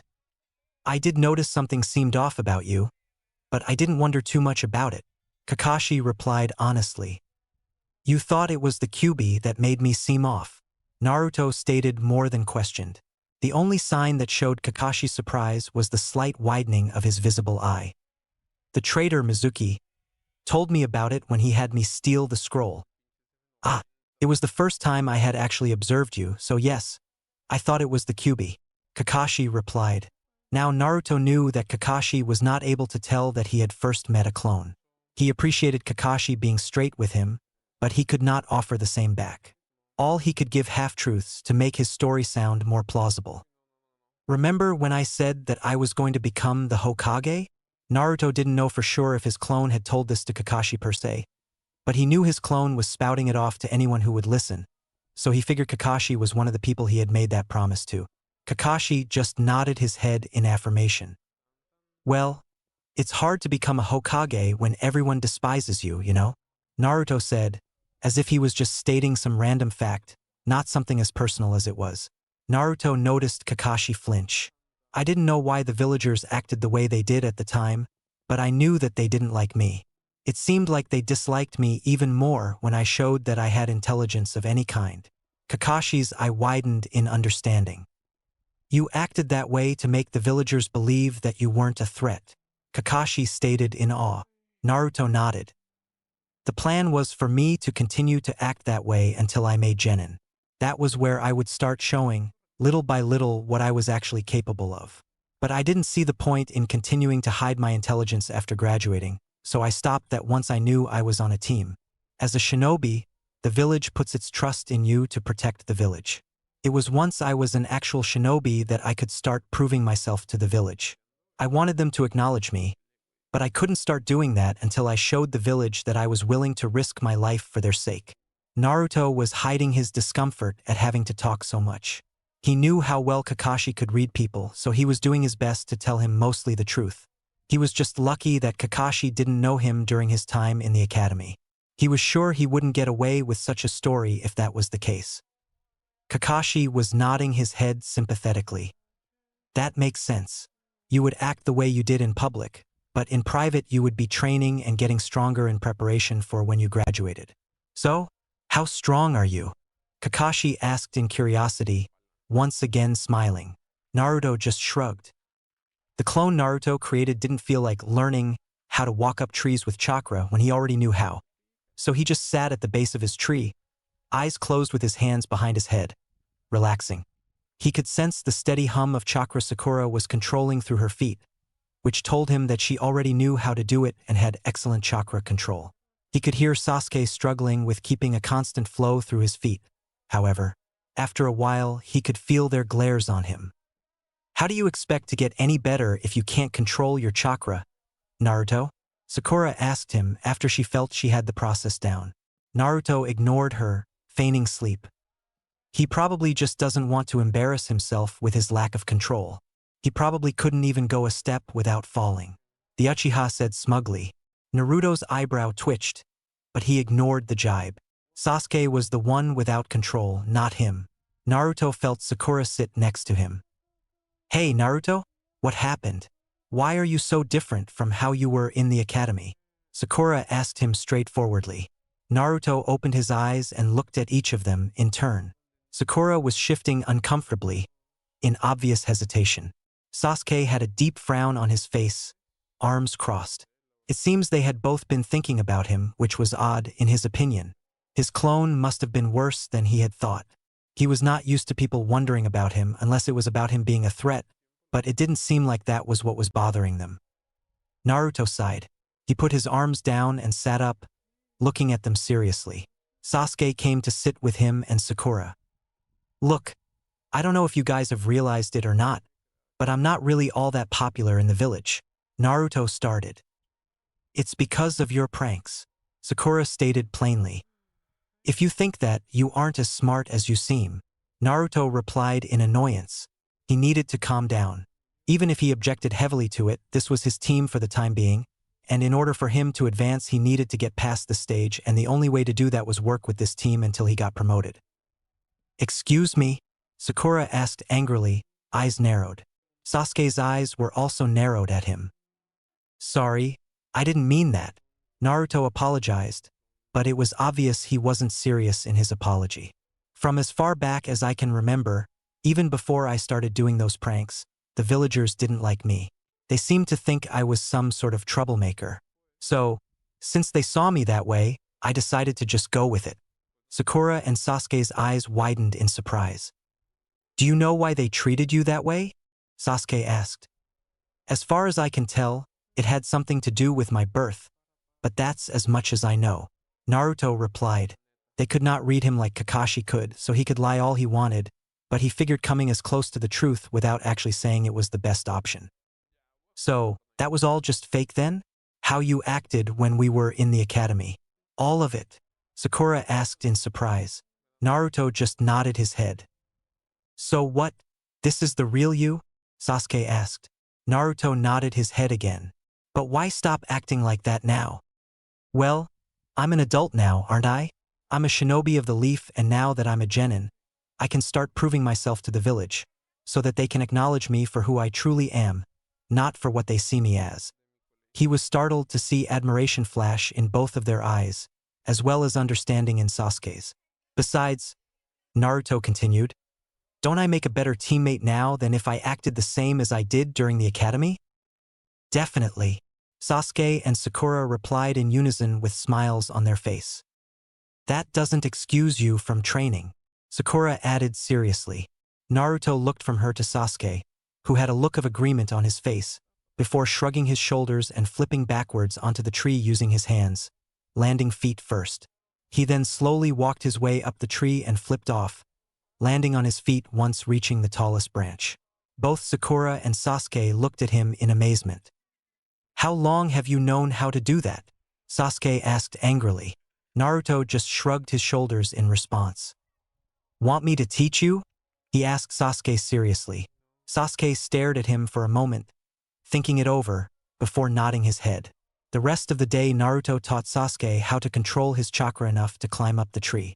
Though Sasuke wouldn't admit it, Naruto was a great teacher. He was patient and explained things in simple ways that made learning how to do it easy. By the end of that night, Sasuke had made it all the way up the tree. It was while he was at the top of the tree, looking down at Naruto, who was giving him a nod of approval, that he decided that perhaps Naruto wasn't so bad after all. Chapter 5. A few days after Naruto had taught Sasuke how to walk up trees, he decided he wanted some alone time. He had just heard the story about Tezuna's grandson, Inari, and his father from Tezuna, and he wanted to be on his own to contemplate it. Since Naruto never had a father, or someone who he looked up to as Inari did, he couldn't understand why the child was so affected by the man's death. People die. That's life. The man didn't sound so much like a hero to Naruto anyway. So the guy helped close a gate to block off a flood by jumping into the raging water, and he objected to a corrupt man trying to run their country. Big deal. That just meant that he was a man doing his duty. That didn't make him a hero. What was a hero anyways? Someone who gave up their life for strangers? An idiot, the QB supplied. "That may be right," Naruto said back with a frown. All of the heroes Naruto had heard about were dead, except for the Sandaime, but Naruto had never seen him do anything heroic. He had just heard that he was remarkably powerful. All of a sudden, Naruto felt the chakra signature of Zabuza's ally coming his way. Naruto lowered his chakra signature and leaned back against a tree, waiting quietly in sight. He got a good look at the effeminate male once he came into view. He was definitely around his own age. He actually looked nice, surprisingly, and he didn't have any malicious aura about him as Zabuza did. When the boy caught sight of Naruto, he got in a defensive stance, pulling out some senbons. Naruto put his hands up, showing his intent not to fight. A look of contemplation came across his face. "Hey, can I ask you something?" Naruto asked in curiosity. "What?" the boy answered cautiously. "You're close to Zabuza, aren't you? I mean, you would go so far as to put yourself in danger just to rescue him, so you must be, right?" "Yes," the boy answered with a curious look on his face. "How would you feel if he died?" Naruto asked. The boy's face contorted in anger and he got back into a defensive stance. I would kill whoever did it, he answered with true malice. Naruto was surprised. The boy seemed so mild-mannered, but that seemed to set him off. No, I mean, how would you feel? I've never been that close to anyone, but I know someone who was. A person that was important to them was killed, and apparently the kid completely changed after. I just don't understand why, Naruto said with brows furrowed. The boy looked at Naruto blankly for a second, before putting his senbon away and taking a seat near him, feeling no threat. I once didn't have anyone. I was alone. Then Zabuza-san found me. He took me in when nobody else would. He fed me and gave me a purpose, the boy told Naruto. Naruto frowned. You didn't have a purpose before? He asked. The boy gave a small, sad smile. No, I had nothing before Zabuza-san. He is everything to me. He is my purpose for living. Without him, I would go back to having nothing. Why? I understand Zabuza helped you out, but don't you think living for someone isn't living at all? Shouldn't you be living for yourself? Naruto asked, still confused. The boy gave a soft laugh. Think about it this way. Imagine if you were alone. No home, no family, no friends. No way to make money or take care of yourself. You think, perhaps I should die. There is nothing for me, no reason to live. Then all of a sudden, someone comes around and gives everything that you could ever want or need. How would you feel? The boy asked, looking carefully at Naruto's face. Naruto did think about it, hard. He thought about what life might have been like for him if he didn't have the Hokage looking out for him. A look of realization came across his face.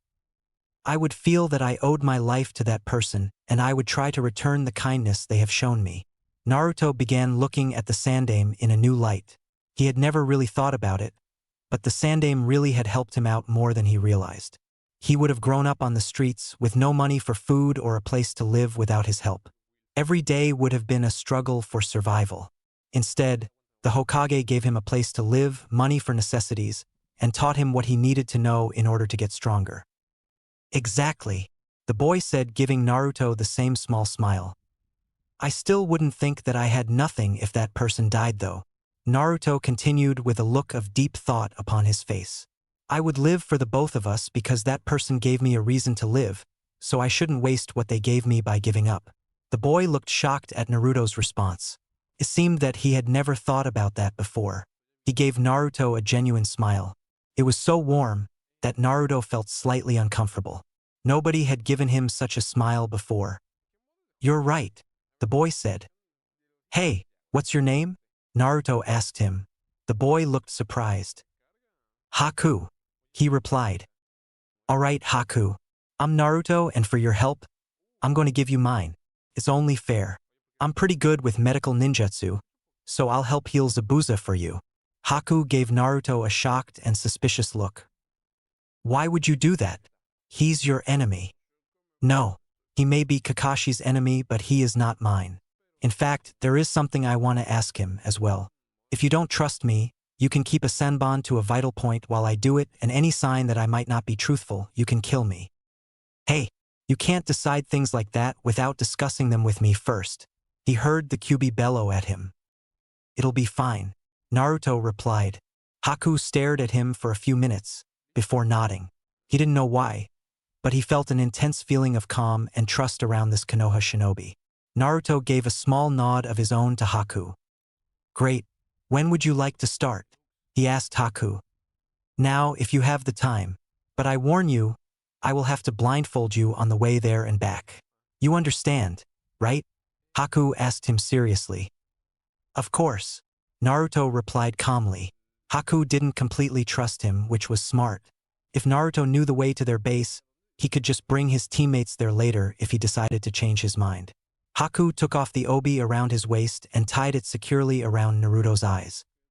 Here we go, Naruto heard him say, before he felt Haku shin them. He was still blindfolded as Haku continued to walk him into the building where Zabuza was. After walking for a bit, Haku stopped and took off the blindfold. They were standing in front of a door. Zabuza-san is right inside. I'm not sure how he will respond to seeing you, so please be careful, Haku warned. Naruto nodded in response. The second Haku opened the door, Zabuza's killing intent started spilling out. Naruto couldn't help it, he briefly smirked. It wasn't every day that you met someone with as malicious a killing intent as yourself. Good job, Haku.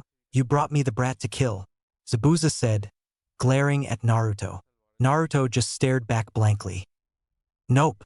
I'm here to heal you and to ask some questions. Naruto responded. Zabuza froze. He looked to Haku in confusion, getting a nod of confirmation. I don't understand, he said, confused. Well, let's just say you sparked my interest. It's not every day that you meet someone that's similar to you. Naruto replied, still with no emotion in his voice. Zabuza narrowed his eyes and then laughed. Kid, you are nothing like me. What are you, a genin straight out of the academy? So you've got some skill and maybe you surprised me. But you have no idea what you are dealing with. Naruto narrowed his eyes as well. He might have been right about the genin comment but not the rest. Naruto then smirked, before letting loose all of the killing intent he had been holding back. It was a mixture of his and the QB even helped by added more of his own. Enough so that Naruto's eyes turned red, pupils becoming slits, his whisker marks became darker, his nails longer and sharper, and his body radiated savagery. You are not the only demon in the world, Naruto growled, his voice low and gravely from the power radiating off of him. Zabuza had never felt fear before, but he swore then that the feeling shooting up his spine must have been that. Even Haku seemed to be frozen in place, staring. Just as quickly as the power came, it was gone, leaving a blank-faced Naruto standing there once again, looking at them calmly. So, shall I heal you now while I ask my questions? Naruto asked. Zabuza and Haku seemed to visibly jerk before looking at each other. All right, shoot, Zabuza said hesitantly. Naruto approached him and took the seat that was on his left before starting to use his medical ninjutsu on him. He noticed that Haku stayed on the other side of the bed, just watching. Why do you work for someone as weak Gato? I would figure someone like you would rather slice someone like him in half than work for him. Is it because you need money? Naruto asked while concentrating his chakra carefully. He didn't look up, but he could feel Haku and Zabuza exchange another look. If you must know, we are using him for his money, Haku answered. Okay, and what do you need the money for? That is our own business, Zabuza gruffly answered. Fair enough. What if I can help you with that? Naruto asked them. They looked at him in shock. What do you mean? Haku asked. Well, I am in need of some eyes and ears, you see, and you guys seem like you could be some of the best out there. I am, unfortunately, not able to go out and gather my own information about what is happening in the other countries, and you are actually the first shinobi outside of my village that I have met, beside the two that attacked us earlier, but no offense, those guys really aren't up to par. Naruto told them, finishing up on Zabuza. He was definitely getting better with the medical ninjutsu. I would, of course, pay you quite well for your services. I can even give you the locations to some abandoned hideouts that you guys can use. That's it? You just want us to tell you any information that we come across? And you just give us money and places to stay? Zabuza asked in amazement. This was the easiest deal he had ever made. Yup, Naruto replied, sitting back in the chair, crossing his arms and looking at them. Deal, Zabuza said without hesitation. Haku shot his eyes to Zabuza in surprise, before looking at Naruto and giving him another one of his smiles. Thanks. If I pay you in advance, would you mind killing Gato a little ahead of schedule? He's kind of a pain in my ass right now. Zabuza gave a look of sadistic glee. It would be my pleasure. Naruto nodded and handed Zabuza a bag full of money. He looked shocked at how much money was in there. Luckily, since Naruto had never spent the money given to him, he had a lot saved up. Less than he would like, considering his clone had been obsessed with ramen apparently, but more than enough for this deal. A major pain in my ass, Naruto said, smirking evilly back. Zabuza was starting to like this kid. Here's all the hideouts that are empty that you can use, Naruto told them, pulling out a map and marking off a couple of places. And this is so that I can find you to give you payment, and if you need to contact me, you just push some chakra into it and I'll be there. Naruto pulled out a seal tag and gave it to Haku. The scroll Naruto found in the Hokage's home that had his name on it described how to do some of his dad's most famous jutsu. It also gave evidence that his dad was indeed Namake's Minato, since he was the one that wrote it. It looked as if it was written just before Naruto's birth in case of his death. Naruto now knew how to do the Hiraishin no Jutsu asterisk that his dad was so famous for. Naruto was just working out the kinks on it now for his own specific use. Traveling to wherever Zabuza and Haku were at the time would be the longest he had traveled using it though, so he hoped it would work. There was also a jutsu called the Rasengan that he was going to start learning once he got back home. How did you find out about all of these hideouts if you were never able to leave Konohagure before? Haku asked him. I had a contact that told me about them. Don't worry, he's a solid source. Naruto didn't tell them that he hadn't heard from this contact in a few years, but he knew that the information would still be current. They both just nodded at him. I should probably head back before my team starts looking for me, Naruto told them, getting up. Oh, and it was a pleasure meeting the two of you, Naruto told them with a bow, before disappearing. How the hell dash? Zabuza asked in confusion. Haku just shrugged his shoulders. They both agreed. Naruto was an odd one, but he was also very fascinating. They were looking forward to their new arrangement. Naruto made it back to Tezuna's residence just in time for dinner. Inari started yelling at Naruto, telling him he should stop being a hero because heroes die, and then started crying. Naruto didn't know why he was yelling at him specifically, but he was becoming a nuisance. Hey kid, I'm no hero, Naruto said, staring at the kid seriously. He was bluffing really well right now, but doing the medical jutsu, followed by the Hiraishin back to where he placed the seal for it in his backpack, had really worn him down. It was the furthest distance he had gone so far, and it made him slightly nauseous, so he was a little cranky. I'm just doing my job. Everybody has a job, a duty, a reason for living. Your grandpa is building this bridge. Your dad was doing whatever he felt was right. Your mom is taking care of you. Maybe one day you'll grow up and get one yourself, Naruto said, giving the kid a glare before leaving the table. Naruto, Sakura yelled after him in shock and anger.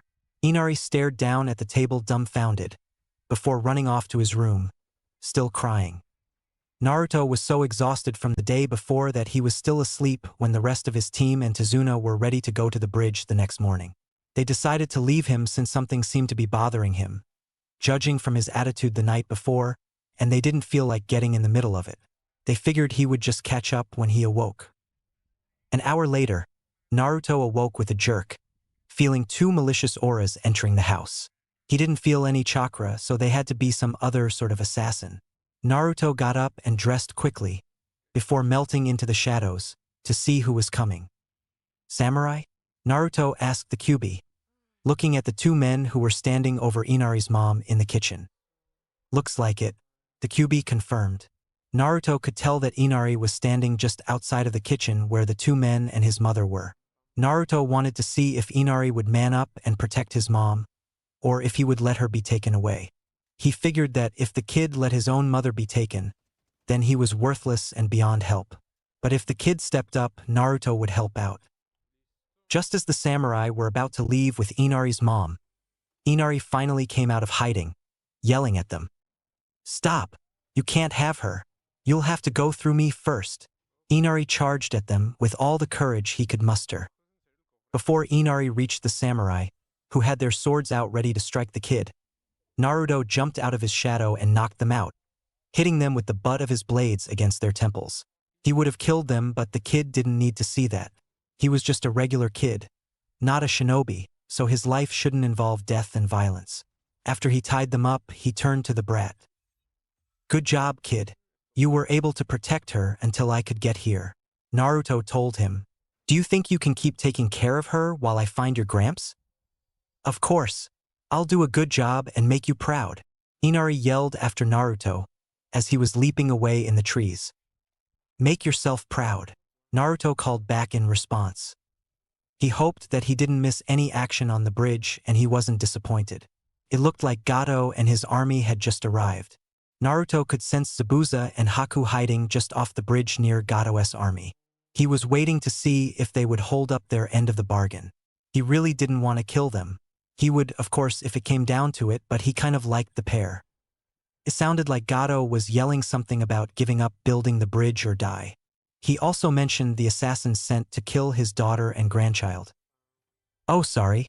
I took care of those two guys. You should really look into hiring better assassins. Naruto told Gato as his way of entrance, jumping to Tazuna and his team's side.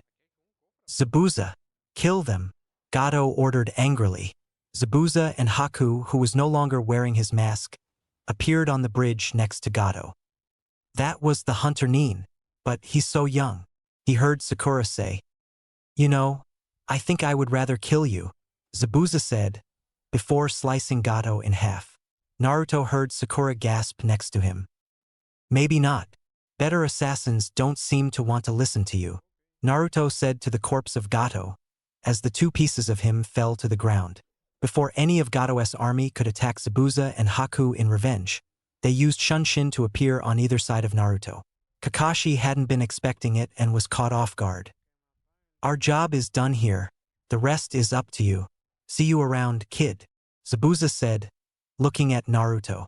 Naruto nodded to him, then at Haku, who gave him a smile, before they disappeared. "Naruto? What just happened?" Kakashi asked in utter confusion. "HM? Oh, I just convinced them that working for Gato was a bad idea. That's all," Naruto said with a shrug. "When?"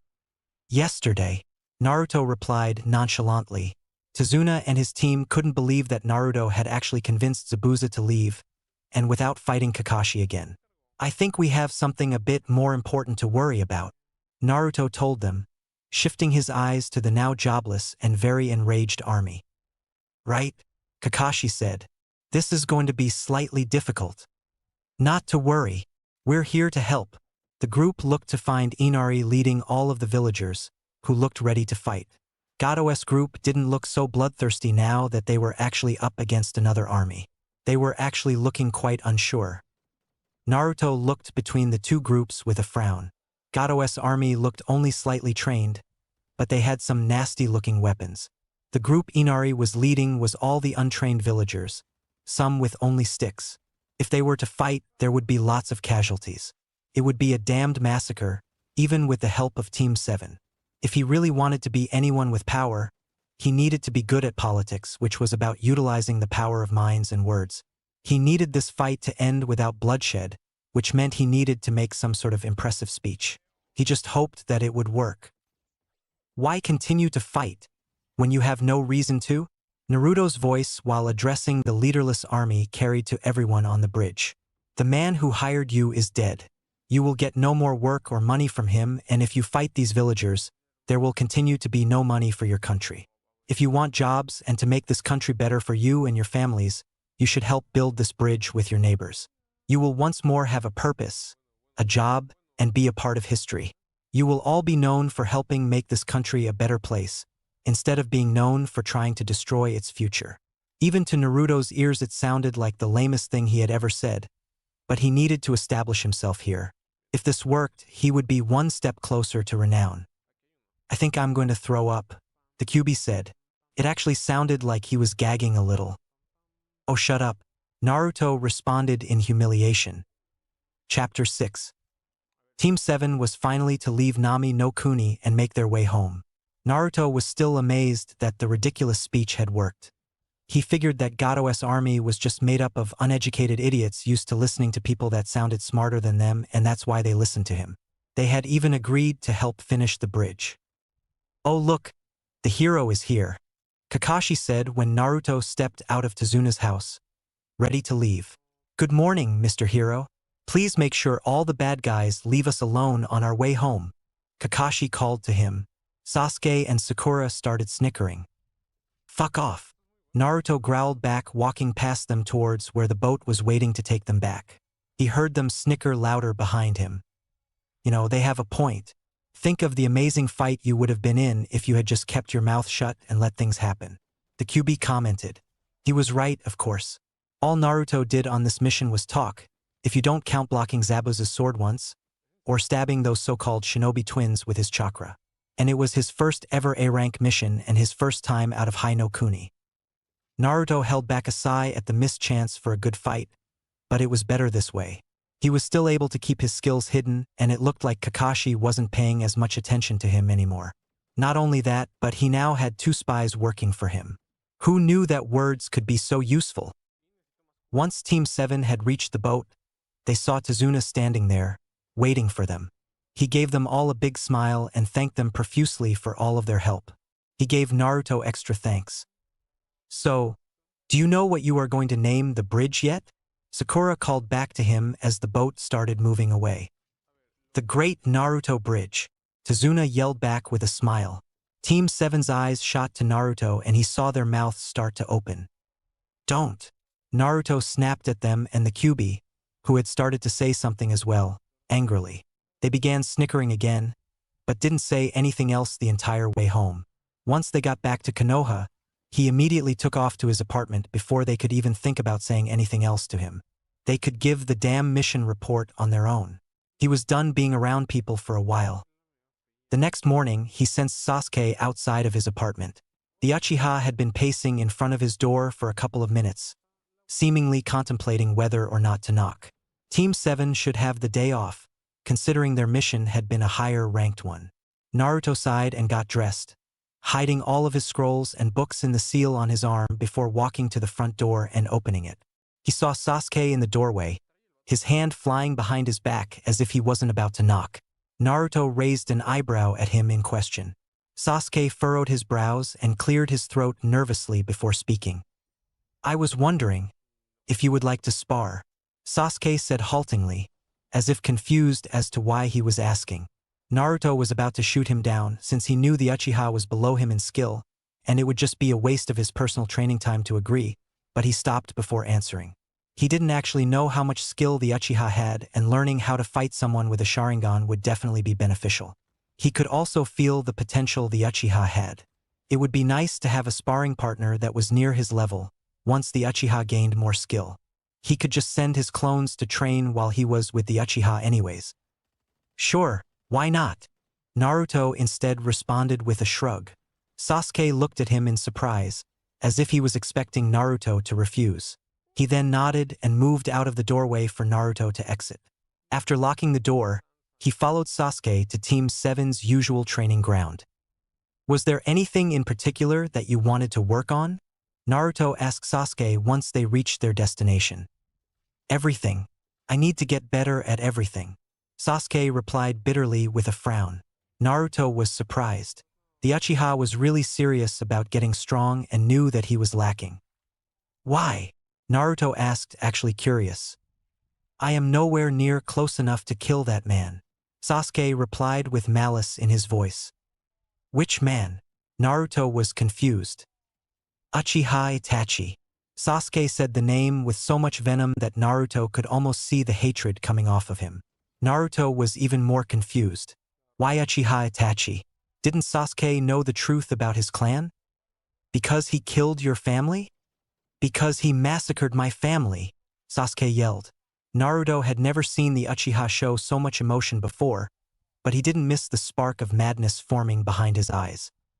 "Do you know why he did it?" Naruto asked, keeping his voice as calm as possible in order to not set off the Uchiha. "Because he's insane," Sasuke was still yelling angrily. "Do you really think that's the case? You grew up with him, didn't you? You're his brother, so you knew him better than anyone. Think back. Did he really seem insane to you?" Naruto knew that Itachi had been forced to kill his clan, but he wasn't about to tell the truth to Sasuke. He doubted the Uchiha would even listen to him. He needed to find out the truth for himself. That comment actually gave Sasuke pause and the anger lessened to be replaced with confusion. He, Sasuke stuttered, not really sure what to think. "Think back to before what happened. What was your brother like? What was his reputation? How did he seem?" Naruto asked calmly. "He was always so nice to me. He was always so busy, doing missions, but he always made time to spend with me," Sasuke replied quietly, a far-off look in his eyes. "Everyone called him a prodigy. They said he was one of the best shinobi in Konoha." "And the rest of your family? What were they like? Did you notice anything strange about them?" Naruto asked. Sasuke's eyes shot back to Naruto, with a sharp look in them. When he saw Naruto's blank face and calm demeanor, his anger dissipated and a thoughtful look came over his face. My mother was very kind and loving, but the rest of the family was very secretive and focused on power. They would have a lot of meetings that I was not allowed to attend. My father was usually pretty cold to me, but he was really focused on Itachi. At some point, he and Itachi had some sort of falling out and they stopped talking. Then my father started giving me attention, telling me not to be like Itachi.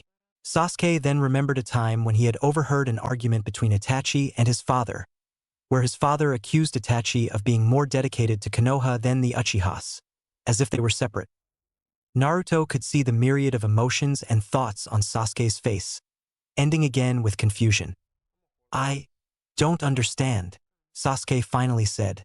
"I don't know what to believe anymore." "Well, Itachi obviously left you alive for some reason. How about instead of trying to kill your brother, you have him tell you the truth?" Naruto suggested. That's what he would want if he was in the Uchiha's position.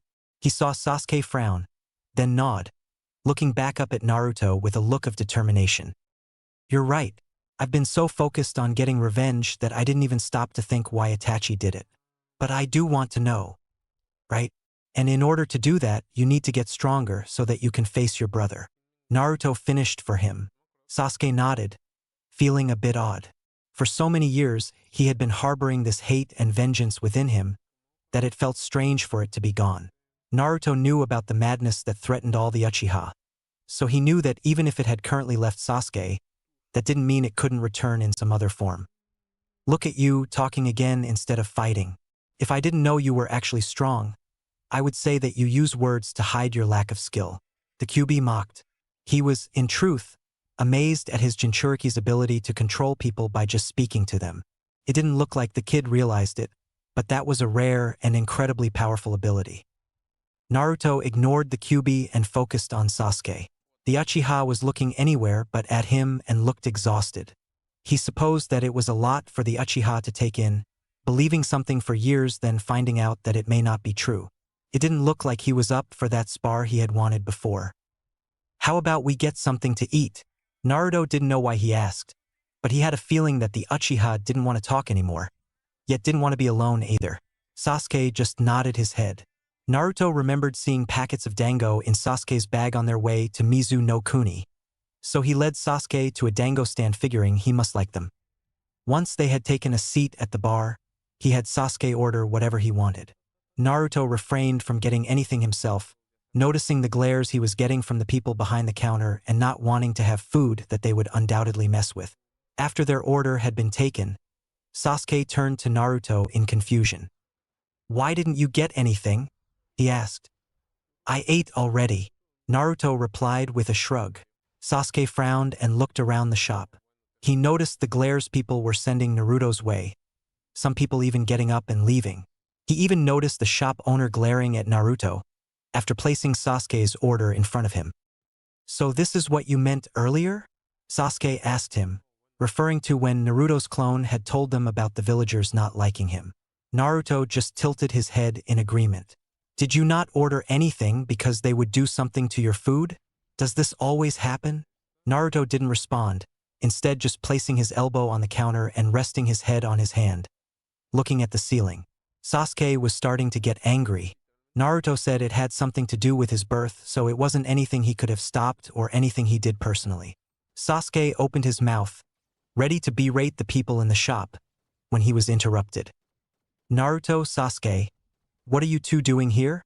Sasuke turned around and Naruto shifted his eyes slightly to see the three people who entered the shop behind them. Naruto saw that the three were around the same age as him and wearing hitayate. The one that called to them was a male with medium-length brown hair tied up into a high ponytail. "HN," Sasuke replied, annoyed at getting interrupted. Naruto didn't reply since it was obvious what they were doing there, so it had to be a rhetorical question. "I'm amazed to see you two together without there being a fight. Are you two trying to get along now that you're on the same team?" The same male asked, taking a seat next to Naruto.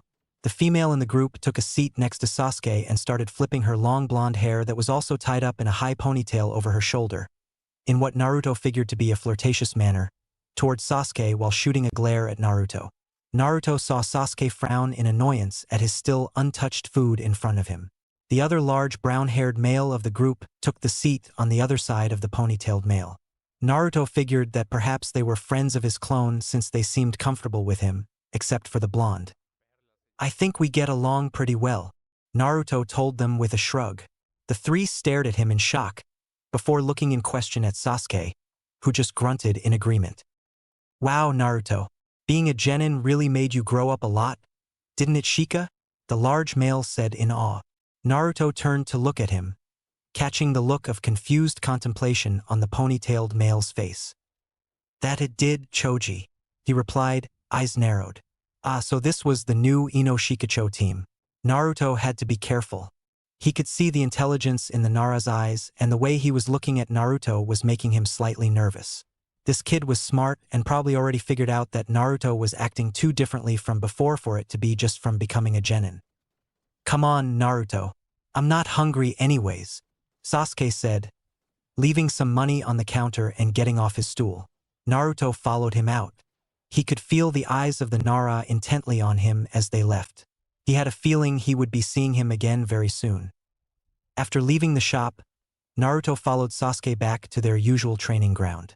It seemed that the Uchiha got the fight back into him because for the rest of the morning, into most of the evening, they began training. It had started out with sparring before Naruto had to cut it short to instruct Sasuke on how to properly do some taijutsu moves and ninjutsu, which continued until the sun began setting. They had parted with Sasuke looking exhausted but satisfied, making his way home. Naruto just sat down on the ground, with his back leaning against one of the three large wood logs placed vertically in the ground and waited.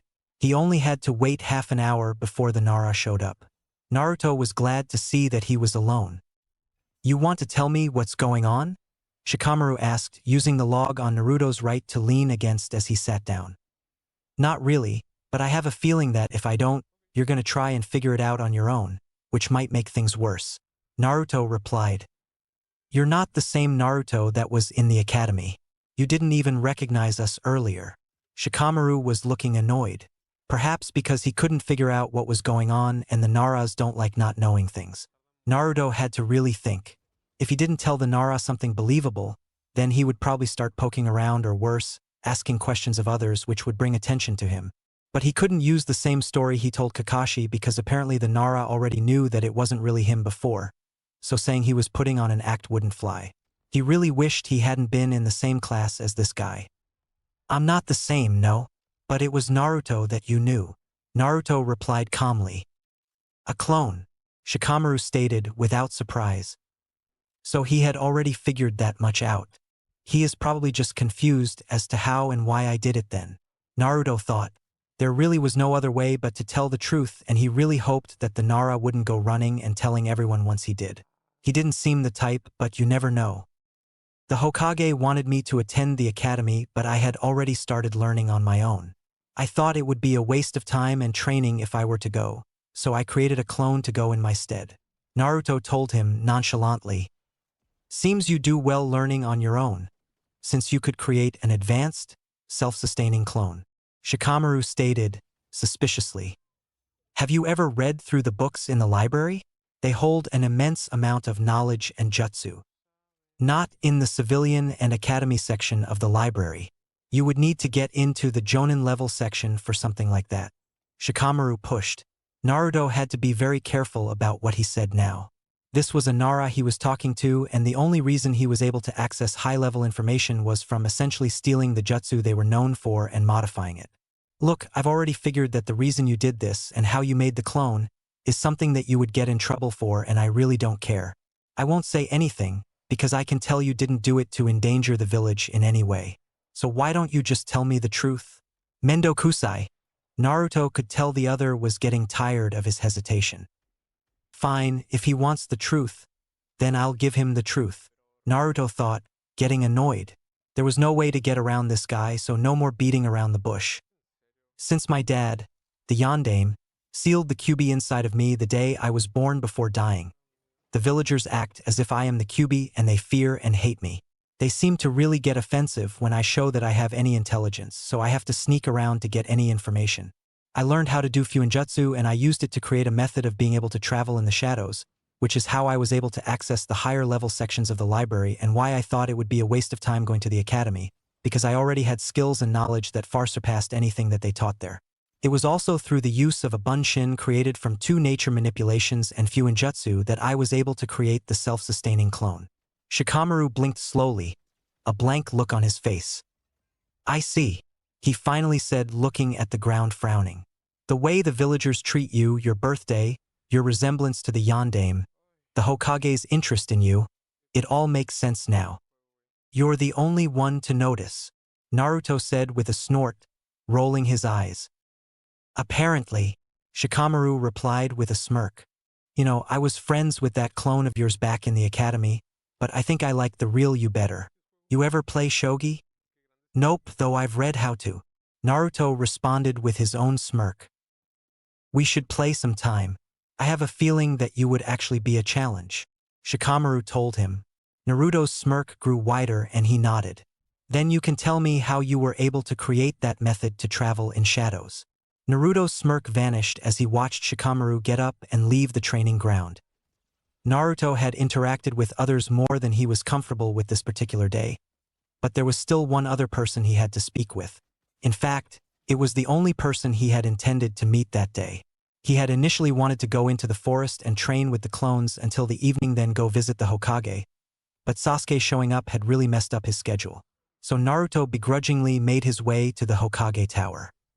Once Naruto was allowed into the Hokage's office by his secretary, after receiving an annoyed glare, he kneeled down in front of the Hokage in the same way he kneeled when first meeting the Kyuubi.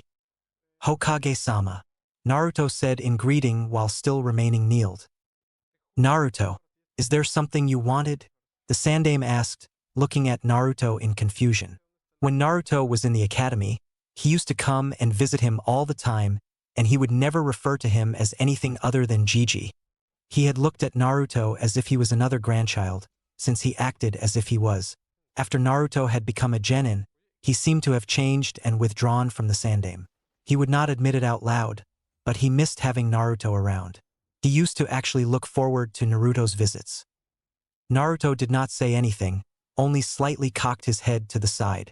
The Sandaime understood the silent communication and, with a signal from his hand, the 2 ANBU hiding in the office left. Once they had left, Naruto looked up at him. How did you know they were there? The Sandaime asked.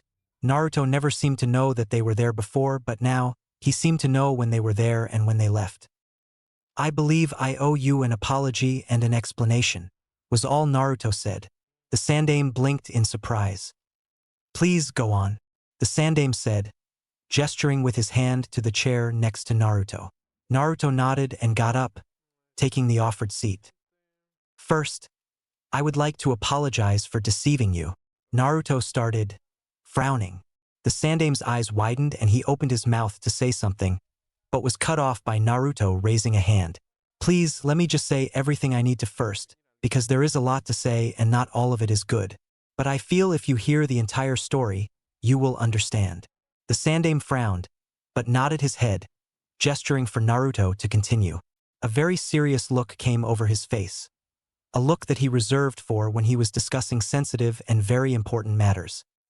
For a long time, I have been avoiding the villagers. I'm sure you can understand why, Naruto said, crossing his arms, getting comfortable. The Sandaime narrowed his eyes, but nodded. I know you have done everything in your power to help me, and you will never know how much that means to me. I owe a great deal to you, and I have done nothing but squander the generosity you have shown me and abuse it. I only recently truly understood what you have done for me, which is why I am here, telling all this to you now.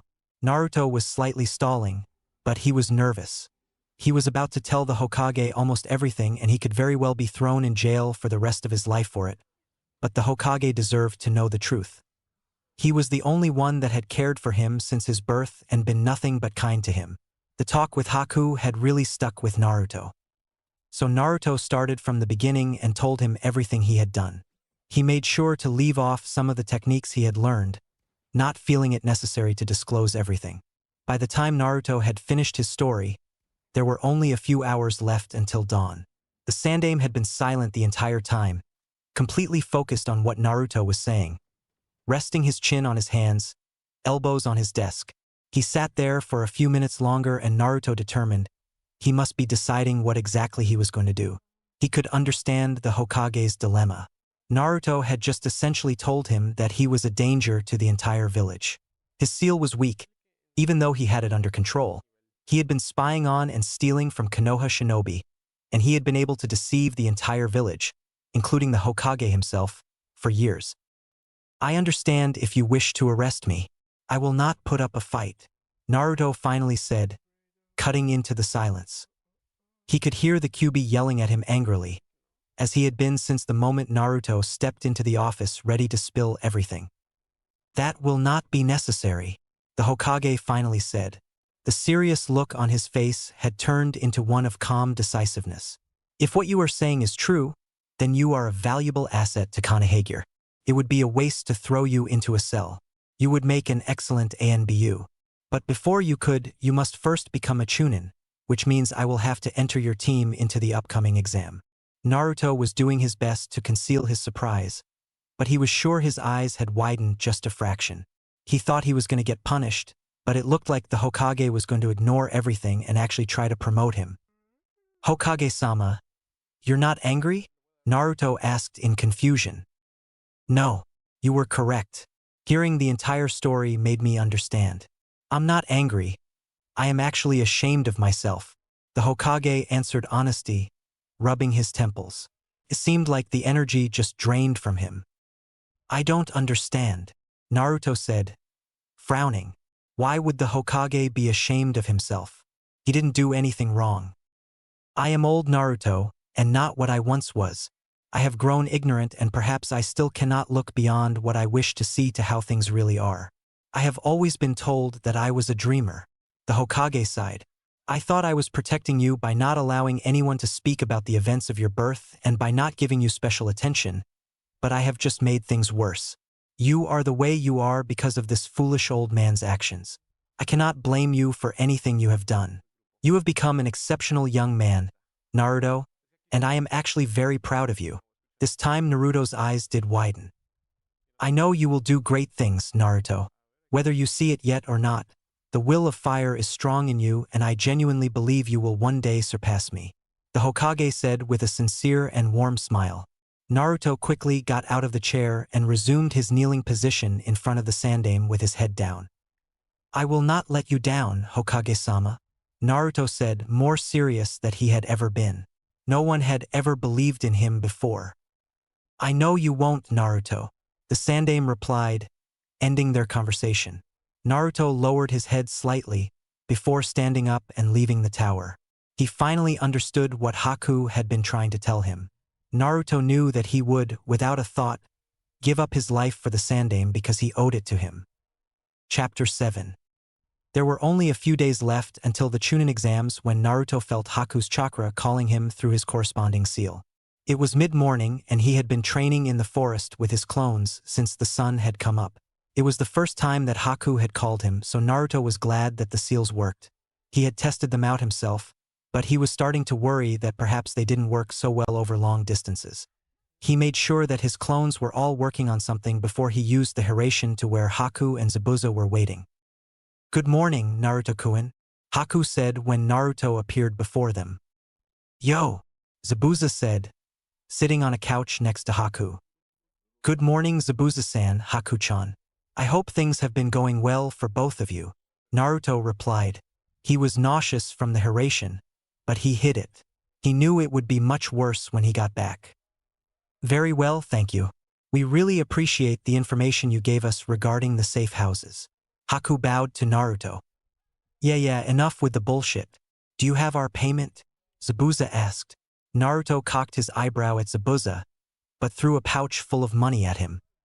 What have you got for me? Naruto asked. If Zabuza wanted to get to the point, then he would too. We have heard quite a bit regarding a new village called Otogekure. It seems to be growing and expanding bases into other countries fairly quickly. From what we heard, a man named Orochimaru is the leader of this group, Haku explained. Naruto narrowed his eyes. He knew of this Orochimaru. He was the one that had created the curse seal that was on Anko, and he was also one of the legendary Sannin of Konoha. and apparently an evil genius if what he had read in some books was true. So that is what he has been up to these past years, Naruto thought. We have also heard that he plans to use Tsunagakure in an invasion of Konohagure. I am not sure how he plans to do that, but from what we hear, it has something to do with the upcoming Chunin exams taking place there. I'm sure you know of that, Haku continued. Naruto nodded his head. This was bad. So Orochimaru was going to use Tsunagakure to attack Konoha in his place. Or did Suna ally with Oto? But why? Oto was even smaller than Suna, which was the smallest of the 5 great shinobi nations. Even with Oto allied with Suna, they would not be able to take on Konohagure. Sure, it would damage the village, but Konoha would still be able to win. Why was he even wanting to attack Konoha? It seemed as though he wanted to start a war, but was it just because he wanted to get back at Konoha? That didn't seem right. If he wanted Konoha weakened enough to take over, then he should use Kimogakure, which was the closest to Konoha in power. Besides, Orochimaru had left the village himself, although his was getting heat from the village due to his experiments, and he had started up his own village, so he shouldn't even care about Konoha anymore. There had to be some other reason. Is that all? Naruto asked. Actually, we have heard of another group that has been getting some attention, which Orochimaru was once a part of. They are calling themselves the Akatsuki. They first appeared in Amigakure around the Third Shinobi War, but there isn't much we know besides they overthrew the leader of the village and took it over.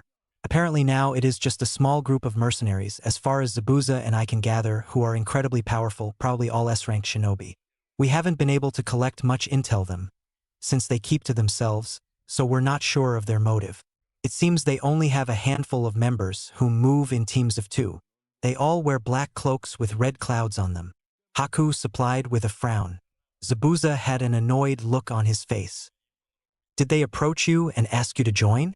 Naruto asked, getting an odd feeling from the two. They looked at him in surprise before nodding. What did you tell them? I'm sure they could offer more than I could. We told them no. Zabuza-san and I have our own plans and we don't want to be deterred from them. Your assistance is all we need. Haku responded. You have been most helpful. Is there anything you need while I'm here? Naruto asked. Actually, I have a question, Zabuza said. Naruto's eyebrow lifted, silently telling him to continue. You used those dual blades when we fought before. You any good with them?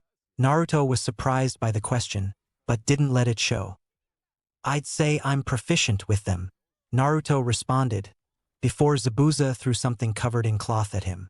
Naruto caught it, feeling an odd energy coming from whatever was wrapped within it.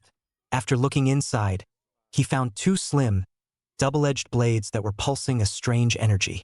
They both had small, upward-pointing blades near the top and bottom of the main blade. They are called Kiba, Zabuza told him. Naruto frowned. He knew he had heard that name before. His eyebrows shot up in surprise. These are Naruto began in awe. One of the swords of the 7 swordsmen of the mist. Zabuza finished for him. Naruto just looked up at him in confusion. A look of embarrassment came over Zabuza's face. We retrieved them from the previous owner. We thought you would make better use of them. And we wanted to thank you for everything you have done for us. Haku added with a smile. Zabuza was still looking away from Naruto, in obvious discomfort. Thank you, Naruto said with genuine appreciation, giving them a deep bow. This was the first gift anyone had ever given him, and for it to be such an inexplicable one, Naruto was truly honored that they would give such a gift to him. Yeah, just don't cut yourself. These are known to be the sharpest swords in existence, you know. They utilize lightning chakra, but if you can't use that, it's fine. They'll still be deadly, Zabuza said, feeling awkward about the whole situation. Not to worry, I will figure out how to use them properly, Naruto said with a small smile. Zabuza looked away again in embarrassment, scratching his head. Haku just looked between the two with a smile of his own.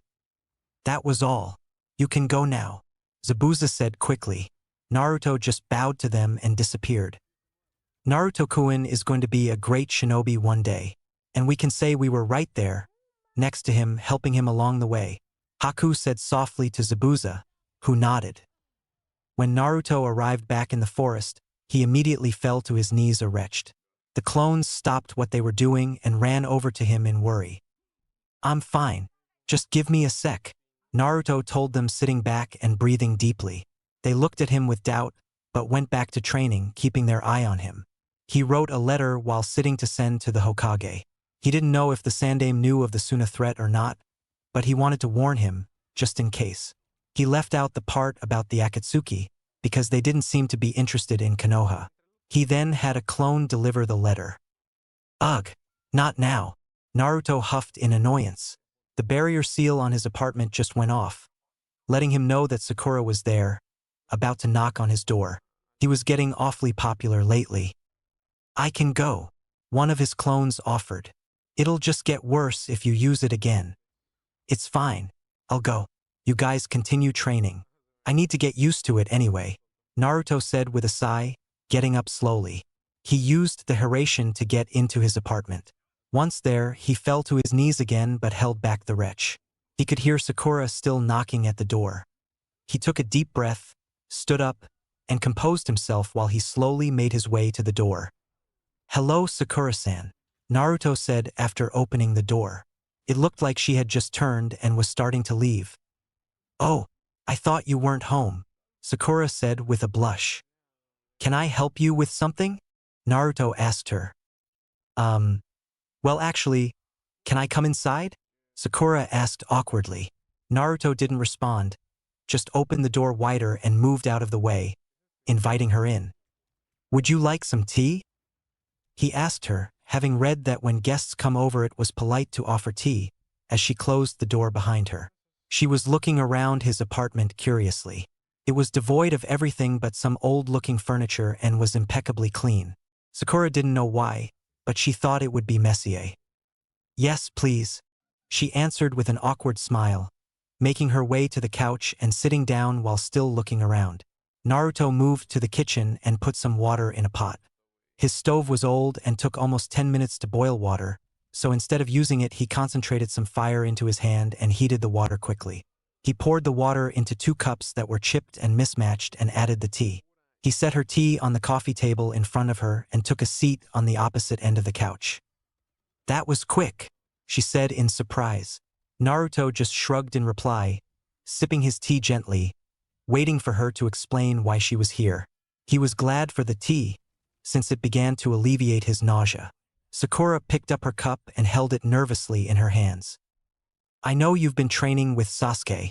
I can tell whenever we get together as a team to train that he has gotten so much stronger lately. I feel like I'm so far behind you too. I don't want to hold you guys back, but I don't know what to do. I'm just so weak." Sakura's eyes started to water as she looked into her teacup, hands tightening around it. Naruto was quiet for a moment, not sure how, or if he even wanted to, console her. He didn't know why she decided to come to him, but just as with Sasuke, Sakura was part of his team and he acknowledged those that realized they were weak but wanted to get stronger. Naruto knew that Kakashi didn't know how to train Sakura, so she was usually left on her own when they all trained together. He did feel bad that Sakura wasn't able to get stronger. She needed someone to teach her, but her parents were civilians and her sensei paid more attention to Naruto and Sasuke than her. "I can probably help you out," Naruto said slowly.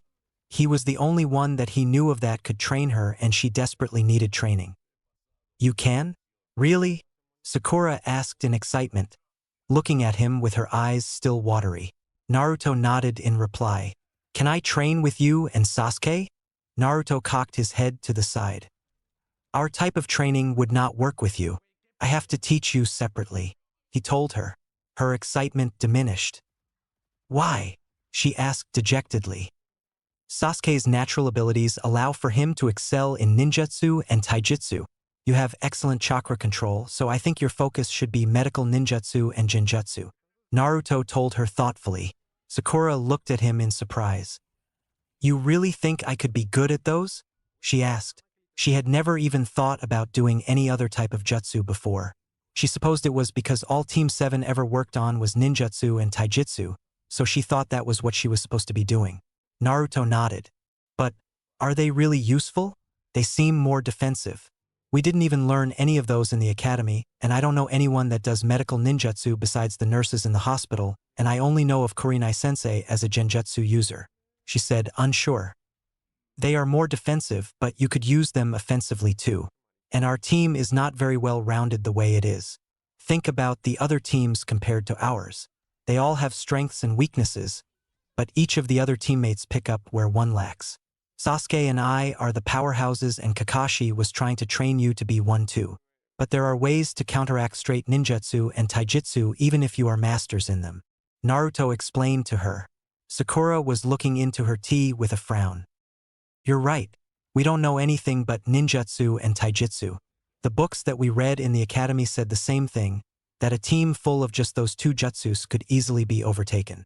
Sakura said thoughtfully. I will say though that they seem to do that on purpose, having teams that are trained for specific uses such as the Hyuga, Inuzuka, and Aburame team. Their skills allow for them to be a great tracking team.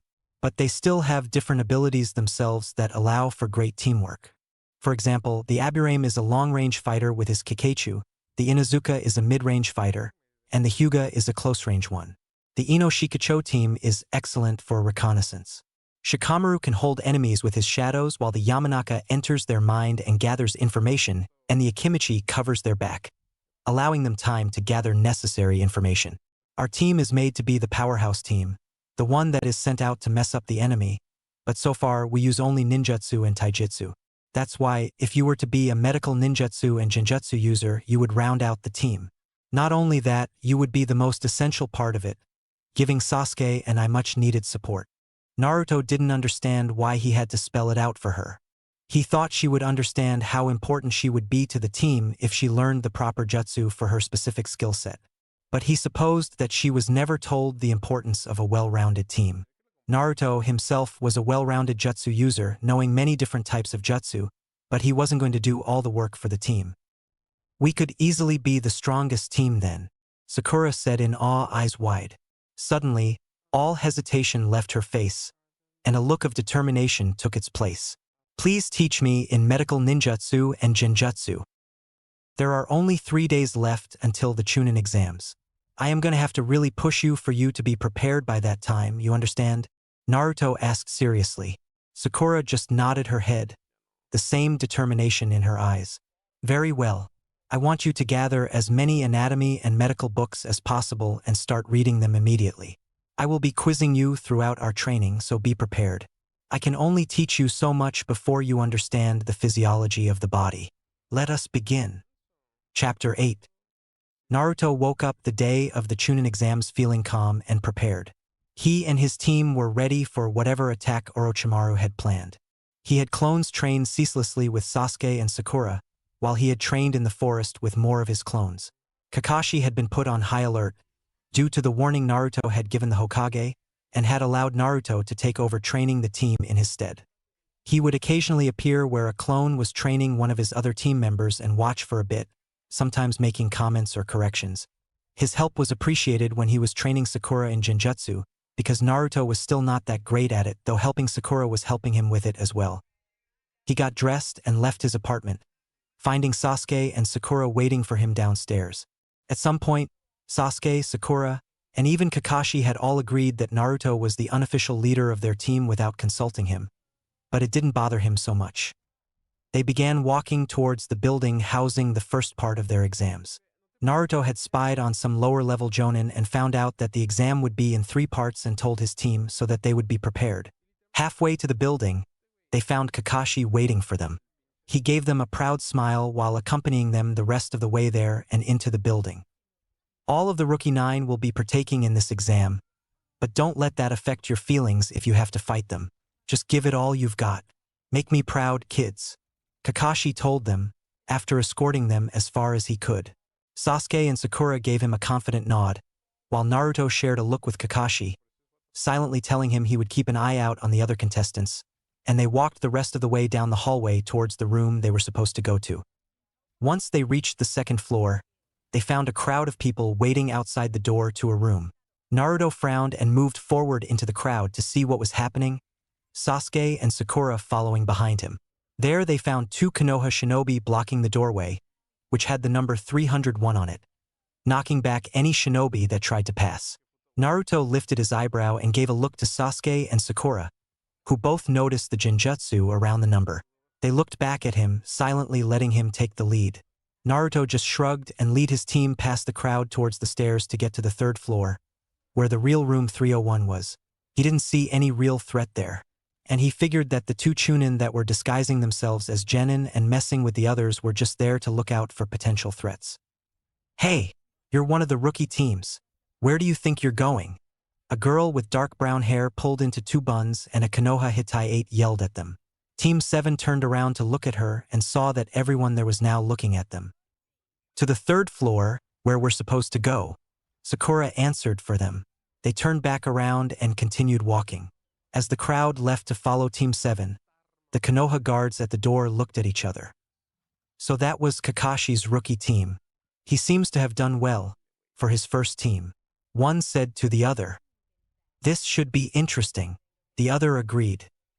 As Naruto led his team to the stairs, he felt eyes on his back. He turned around to look at the balcony that was above him and his team. There, he saw a male with black hair cut into a bowl shape with large eyebrows, wearing a green spandex bodysuit. Naruto quickly turned away from what he saw. That guy cannot be serious. He looks completely out of his mind and I don't feel any chakra coming from him. He heard the green-clad man jump down from the balcony. "Hey, don't ignore me. Fight me," the male yelled while pointing at them. Naruto got an overwhelming sense of déjà vu, as if it was his clone from the academy behind him. Naruto gave Sakura a look. They had agreed that Sakura do the talking for them, since Naruto and Sasuke didn't want to talk to anyone. Fighting outside of the exams is not allowed. It would disqualify both our teams, Sakura told the strange male. The same girl with the buns came up next to him and punched him in the head. "Don't go off on your own, Lee, and stop trying to fight everyone before the exams even start," she yelled at him. The other male next to her scoffed haughtily at them. Naruto recognized the second male as a member of the Hyuga clan from his eyes. Naruto turned around again and started leading his team once again towards the stairs. "Stop ignoring us," Lee and the bun-haired girl yelled at them. Team 7 continued walking without looking back. "Hey, what are your names?" the Hyuga male asked them. Naruto glanced at Sakura. "It's impolite to ask others their name before giving their own," Sakura replied, facing the other team while Naruto and Sasuke stopped to wait for her, but kept their back to them. "Hyuga Niji," the Hyuga replied. Naruto frowned. He had heard about that one. "Rock Lee," the green-clad one said excitedly. "Ten," the bun-haired girl said. "I'm Haruno Sakura. That's Uzumaki Naruto and Uchiha Sasuke," Sakura said, pointing to each while naming them. Naruto and Sasuke started walking again after the introductions, Sakura turning around and following. "What is up with them? They're just baby genin and they act like that. It pisses me off," Ten yelled angrily. "Haruno Sakura," Lee said, watching her walk away in infatuation. Niji looked at his team in annoyance, then back at the retreating backs of Team 7. "They are an interesting team. I look forward to seeing what they can do," Niji thought to himself. Once Naruto and his team reached the real doors to room 301, he could feel the chakra signatures of dozens of shinobi inside. A shiver of excitement ran down his spine and he smirked almost evilly at his team, with Sasuke responding with his own excited smirk, and Sakura just smiling confidently. They opened the door to find all eyes in the room on them. Naruto ignored everyone, keeping the bored look on his face that he had reverted to once the doors started opening, and led his team towards where Shikamaru and his team were waiting, keeping his eyes open for potential threats. "Yo," Shikamaru said with a smile, raising a hand in greeting. Naruto nodded back his own greeting. He and Shikamaru had been spending many evenings in each other's company, either playing shogi or watching the clouds, and on rare occasions going out to dinner with Shikamaru's team. Naruto was surprised at how well the two of them got along. Shikamaru also wasn't angry when Naruto told him about modifying the Nara clan's signature jutsu. He was more intrigued and asked him many questions about it. Sakura moved to stand near Ino and they began arguing, with Ino sending glances and flipping her hair at Sasuke, who stood quietly next to Naruto, waiting for the exam to begin. Naruto gave a nod of greeting to Choji as well. All of a sudden, Naruto picked up on a chakra signature that was very similar to his own. He also felt the QB perk up in interest. He looked over to the chakra source and saw a pale male with reddish-brown hair, dark shadows around his turquoise eyes, and the kanji for love on his forehead above his left eye. Naruto noted that he was wearing a Sunagakure Hitaiate. He seemed to sense Naruto looking at him because he looked towards him. Naruto narrowed his eyes while the other gave him a look full of hate, also narrowing his eyes. So that was what Orochimaru had in mind. Sending the Jinchuriki from Suna. Naruto saw the other's teammates look at him in confusion before he heard someone calling to him. So we're all here then. It's been a while since we've been together like this. I see you even changed your outfit for the occasion too, Naruto. Naruto shifted his eyes to see 3 other Konoha shinobi walking towards them. Naruto could tell right away that they were the last members of the Rookie 9, from the blushing Hyuga girl's eyes, the dog next to the smirking male that spoke, and the muted humming of Kakachu coming from within the last male. Naruto just shrugged in response, earning a confused look from the Hyuga girl and the Inuzuka's mouth to drop in surprise. He couldn't see the Abiram's reaction due to his sunglasses and collar, but he was probably surprised as well. What happened to you? Kiba, Naruto remembered his name being, asked loudly. Naruto just shrugged his shoulders again. You guys are attracting a lot of attention, a male voice warned. The group turned to see a male with light gray hair pulled back into a low ponytail wearing glasses and a Konoha Hitaiate walking towards them. Naruto kept his face blank, though he wanted to narrow his eyes. This new male had a scent of snakes around him and something about him was off, causing Naruto to feel cautious. From one of his few talks with Enko, whom would sometimes come and visit or spar with him when he was training in the forest, she had told him that Orochimaru had an obsession with snakes. You guys are awfully noisy for rookies. Naruto tuned out the conversation with the white-haired man, who introduced himself as Kabuto, and continued scanning the room until he heard Kabuto say that this was not the first time he had taken the test. Naruto noted that this Kabuto didn't seem bothered by having to retake it. So you must know all about these exams then, Sakura commented. Yes, especially with these. Kabuto replied, taking out some cards from the pouch on his hip. These are Nin info cards. He told them in response to the questioning look some of the Rookie 9 gave him. He placed the cards on the ground and took one out of the pile to show them what was on them. While he was distracted, Naruto quickly grabbed a few of the cards without anyone noticing and putting them in his pocket, to look over later and perhaps give to Kakashi to take to the Hokage. Naruto was told to just keep an eye out, not actually involve himself with the invasion, but he had wanted to do his own internal investigation, which Shikamaru had offered his assistance in when Naruto had told him about it, after grumbling for a while. While Kabuto was showing the rest of the Rookie 9 what was on the cards, Naruto was looking around the room, taking note of all the Oto and Sunanin that were there. It looked like there was only one team from Oto, but Suna had 10 teams. The Oto team was probably only there to keep an eye on things. After Kabuto put his cards away, giving them a strange look first, there was a bang and the examiners appeared in a poof of smoke. The tall and muscular male in front of the group wearing a black trench coat, with scars on his face, and a bandana Hitaiate that covered his head introduced himself as Marino Ibiki. Naruto's eyes shot to Shikamaru's, noticing the surprise in his. They were apparently taking this invasion very seriously, for the head of Konoha's torture and interrogation unit to be an examiner. Everybody come up and take a number. That number will decide where you sit. Once everyone is seated, we will begin the first test. Ibiki said. Naruto noticed that a male Konoha shinobi next to Ibiki had papers in his hand. He had already known that the first test was going to be a written one and had told Sasuke, Sakura, and Shikamaru.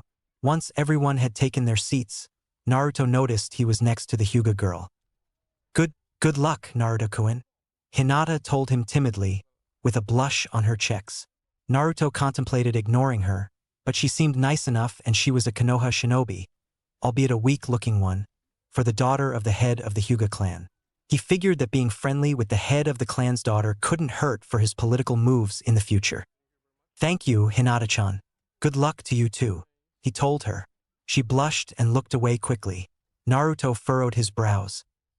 What was that about? He thought to himself, looking back to the front of the room where Ibiki was standing, going over the rules while writing them on the board. So the point of this test is to cheat? Are the questions really that hard? They probably added some examiners posing as contestants to copy off of them. Naruto knew that his team would have no problem answering the questions. He also knew that Shikamaru would have gotten off his ass and studied so that he could move on, but he hoped the other two on his team would pass. He figured Shikamaru had told his other teammates about the test and had them study as well. Once Ibiki had told them they had an hour to complete the test, they were told to begin. Naruto flipped over the paper and looked at the test before doing anything. The questions were fairly difficult, but due to his extensive knowledge from reading and training, he knew the answers to all the questions.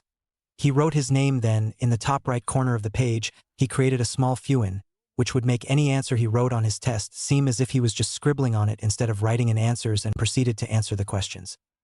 He could feel Hinata glancing at him curiously from time to time and wondered if she would get caught by the examiners thinking she was copying off him. He completed the test in 5 minutes, turning it over and sitting back.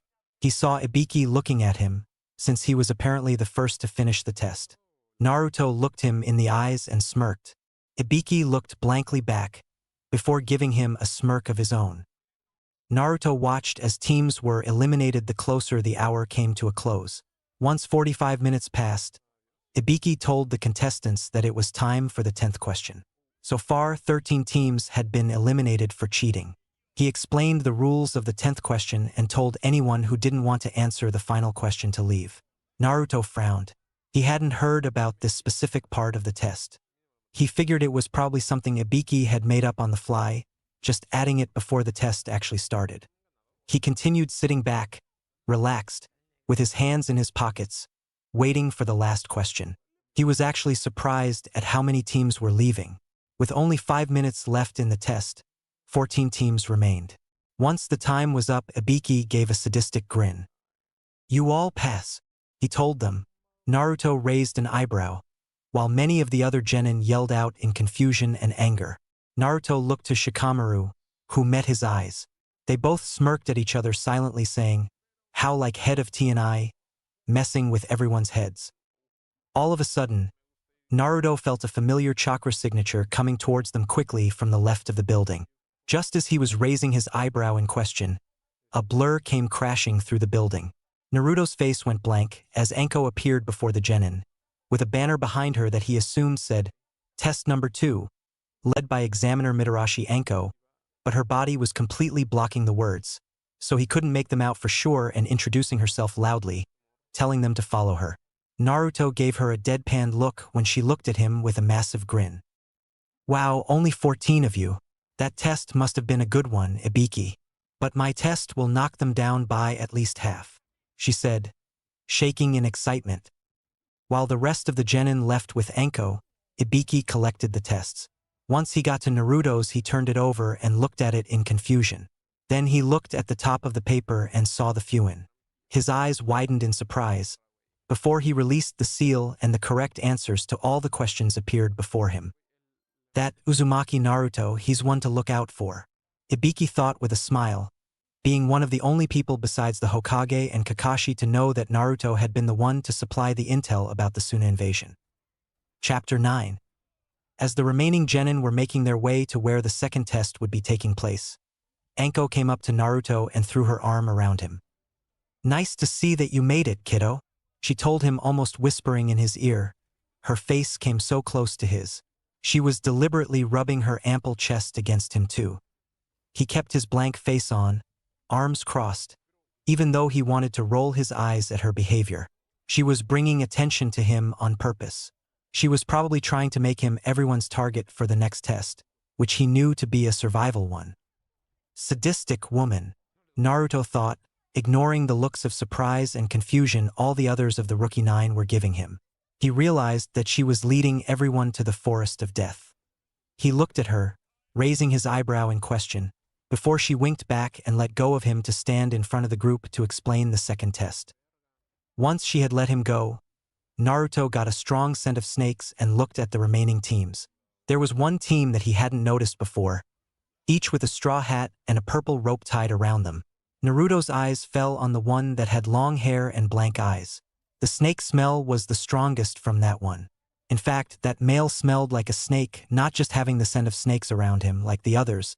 Naruto's eyes narrowed and he looked at Shikamaru, catching his attention. He shifted his eyes towards the long-haired male with a dark look. He saw Shikamaru follow his gaze and silently asked him if he was sure. Naruto just barely moved his head in a nod. A serious look came over Shikamaru's face and he sighed. Naruto just had time to shift his head, barely missing the kunai that was aimed at his face. Anko was behind him the next second, and Naruto had to block the kunai she had aimed at his throat with his own. He saw many of the genin jerk in surprise. "Are you ignoring me, Naruto-kun?" Anko asked, saying his name huskily. "Never," he responded calmly with a grin. Anko quickly shifted her kunai to rest against the tongue that appeared next to her, holding the kunai she had thrown, belonging to the long-haired man that had moved to stand right behind her. The kunai was pointed straight at Anko's face. Naruto tensed, ready to attack if the man tried anything. He saw Shikamaru tense as well, hands in his pockets. Naruto guessed that he was gripping a kunai of his own. "Here's your kunai," the long-haired man slurred around his tongue. Naruto looked back to him and met his eyes. He must have given something away in the look, because a look of surprise, quickly followed by one of intense interest, flashed in the strange man's eyes. Naruto narrowed his eyes in return. "Why, thank you, but I don't suggest you sneak up on me, unless you want to die," she said with a smile, taking the offered kunai back, as the disguised Orochimaru moved away to rejoin his group. Naruto saw Shikamaru sigh in relief and mumble what Naruto could guess was Mendokusai. "Now then, if you could all fill out these waivers while I explain the second test, we can begin. These are just so it won't be my responsibility if you die, which some of you will. Give these to those men over there." Anko pointed to two men sitting behind a booth that had an open curtain in front. "After I have finished going over the details." Anko moved out from behind Naruto and began again explaining the second test. She also told them about the forest, which Naruto tuned out, instead focusing intently on not looking in the direction of Orochimaru, whom he could feel watching him. Once she got into saying what type of survival test it was, he went back to paying attention. 5 days to get a scroll and get to the tower in the middle? That's all she could come up with? So easy, Naruto thought, grinning at her when she looked towards him. "Don't die," she told the genin with a grin, having finished her explanation. Naruto made sure that his team was the first to get their scroll from the men behind the booth.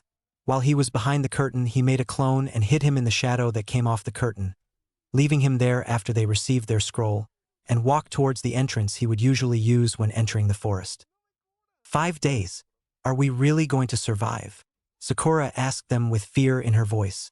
Naruto turned to her, seeing that Sasuke had a worried look on his face too. "We'll be fine. I've spent a lot of time in here, so I know a lot about this forest," Naruto told them in an attempt to reassure them. It seemed to work when they gave him small smiles back. "Oh yeah, how do you know Anko-san, Naruto?" Sakura asked him. "I would run into her here in the forest every once in a while," Naruto replied. "You guys seem close," Sasuke said blankly. "That? She was just doing that to make me a target. She's evil like that," Naruto told them nonchalantly with a shrug. They were going to respond, when Naruto's eyes blurred momentarily and then he smirked. "We're a go," he said right before the gates in front of them opened. Naruto immediately took off, heading towards the tower at a pace just slow enough for Sakura to keep up. He wanted to get there as soon as possible, hopefully finding Shikamaru on the way and avoiding Orochimaru completely. He didn't like the fact that he seemed interested in him. It didn't look like he had any luck, as 5 minutes later he sensed Orochimaru and his team closing in on them quickly. "Shit," Naruto said out loud, causing Sasuke and Sakura to look at him in shock, just as a large gust of wind full of sharp leaves came at them, cutting into them shallowly. "Already?" Sasuke yelled in surprise, before the three of them were blown apart. "Shit, shit, shit," Naruto kept saying in his head. "He's gunning for us." He immediately took off to where he sensed the rest of his team was blown to, which was where Orochimaru and his teammates were. He let out his killing intent to scare off the snakes that were closing in on him so that he could get to his team without any interruptions. He knew that Orochimaru must be trying to send them his way to distract him, because the snakes usually stayed away from him. He got back to his team just in time to see Sakura and Sasuke fight off a genjutsu Orochimaru had placed on them. Naruto leaped in front of his teammates, growling angrily at Orochimaru, focusing all of his killing intent on him. He could tell that it was affecting Sasuke and Sakura, but at the moment he didn't care. This was a Sannin, an S-class missing nin that Naruto could not hold back on whatsoever, or else it could cost him and his team their lives. Ah, Naruto-kun, I thought the snakes would distract you for longer, Orochimaru said calmly, hiding his surprise. They know to stay away from something more dangerous than them, Naruto replied, trying to calm down. If he was too emotional, he could mess this up. He needed a clear head. What he really needed was for Sasuke and Sakura to be somewhere else, so that he could go all out on Orochimaru without worrying about their safety. But that wasn't going to happen, so he had to think quickly on his feet. Naruto saw Orochimaru give a signal for his two teammates to attack him. He was able to unseal his dual blades in time to block their kunai. He hadn't yet mastered the Kiba, so he wasn't going to use them and potentially have them go out of control and blast apart the forest, as he knew they could. He knew that Orochimaru was trying to distract him, which made him realize something. He's trying to get me away from my teammates. But why? There's nothing from Sakura that he would want, and Sasuke. Sasuke, Naruto yelled inside his head. Of course. Is it the Sharingan? Naruto ground his teeth together and shoved the two Otonin away from him while he released his weight seals, which were on the second level, and threw off his trench coat for optimum mobility and speed. He was regretting not saying anything earlier, but if he had told Anko who Orochimaru was, she would have immediately gone all out on him and there would definitely be casualties among the genin teams. That would cause a political fallout between the shinobi villages, since Orochimaru was Konoha's responsibility, and it would fall on them if any genin from other villages were killed. Sasuke, Sakura, be careful. He's an S-class missing nin, he yelled to his team, blocking the kicks aimed at his head and hands. He needed to finish with these two quickly, before Orochimaru could do anything to his teammates, and he could only do that by not holding back. Naruto spun in a circle, blades extended, just barely missing slashing the two shinobi in the chest and forcing them to jump further away from his team, into the surrounding forest. He leapt in the trees, following them, and made the bird seal with one hand. Doton, Dōjutsu. Asterisk, he called, as the ground under and around the two shinobi shot up in spikes. One spike was able to impale the arm of one of the nin. The other jumped out of the way with just a scratch on his leg. Naruto was on the one that was scratched in an instant, slashing with one of his blades. The blade once again just missed, but he had surrounded it with his chakra, which extended the blade's reach, this time cutting shallowly into his chest. He heard the other shinobi and started moving before it was too late. Suetun. Suigaden asterisk, the Otonin yelled, as water arched above and then downward, spiraling toward where Naruto had just been standing. The water impaled the ground, causing mud and water to splash the area. Naruto used this to hide his movement as he sped towards the nin, one hand in the boar seal. Raitun. Jabashi star, he said, lightning shooting out of his hands, mixing with the mud and water that was barreling towards the Otonin and electrocuting him. Naruto heard him scream out and continued going forward, finishing him off by slashing him in half through the stomach with his blades.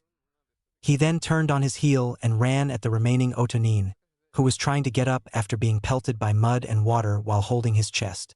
Naruto didn't slow down, just lifted his blade, running past him and decapitating him on his way back to where Sasuke and Sakura were facing Orochimaru.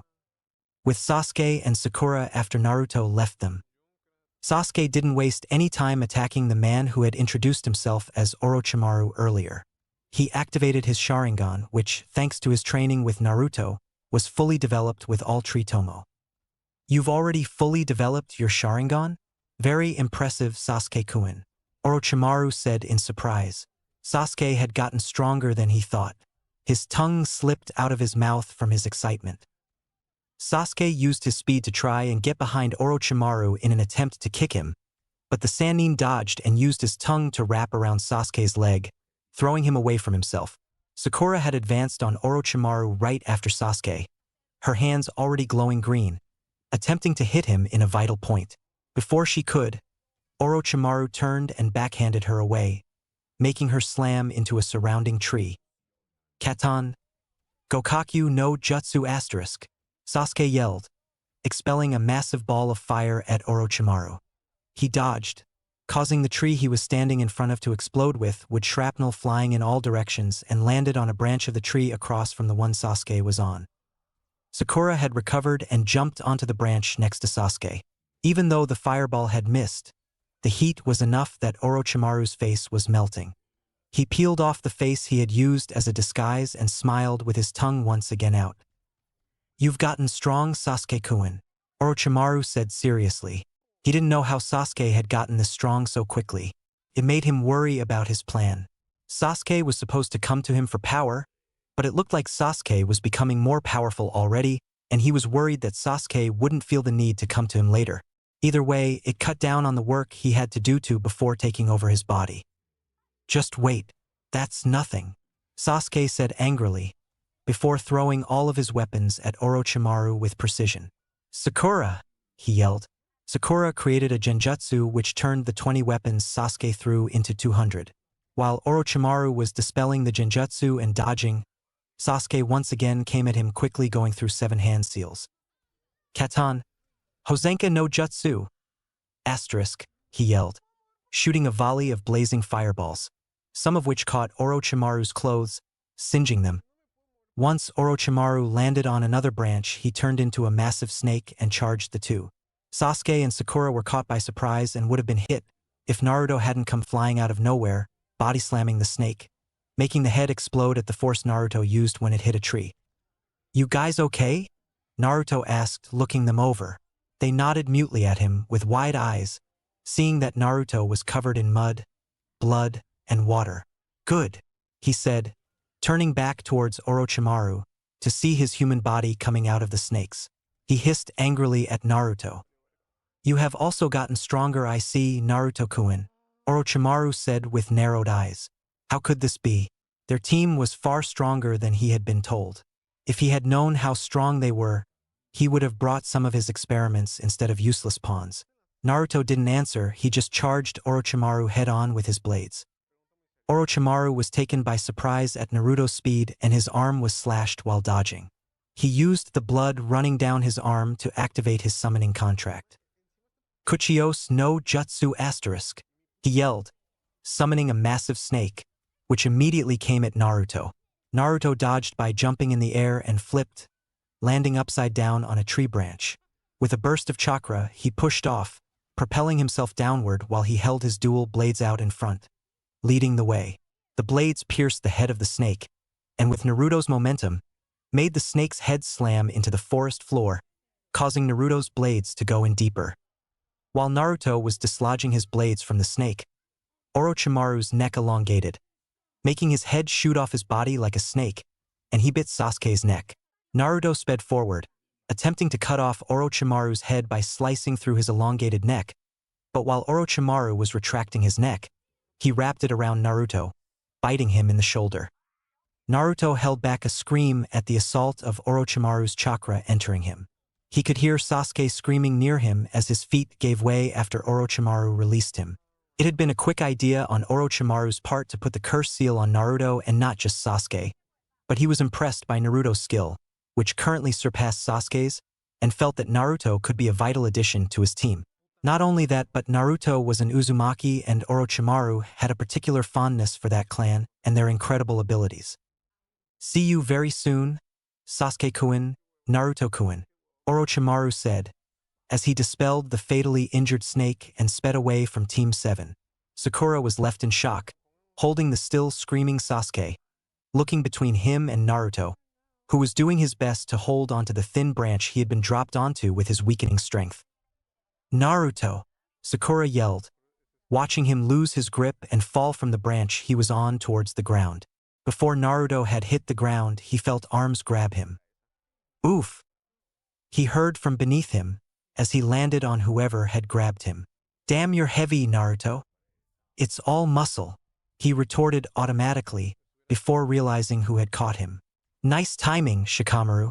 He tried smirking at his friend, but it came out as more of a grimace. The pain he was in was on level with the pain he felt after releasing the Kyuubi seal for the first time. Naruto attempted to stand, but his vision swam and he fell back over, blacking out. Shikamaru and Sakura looked at each other blankly.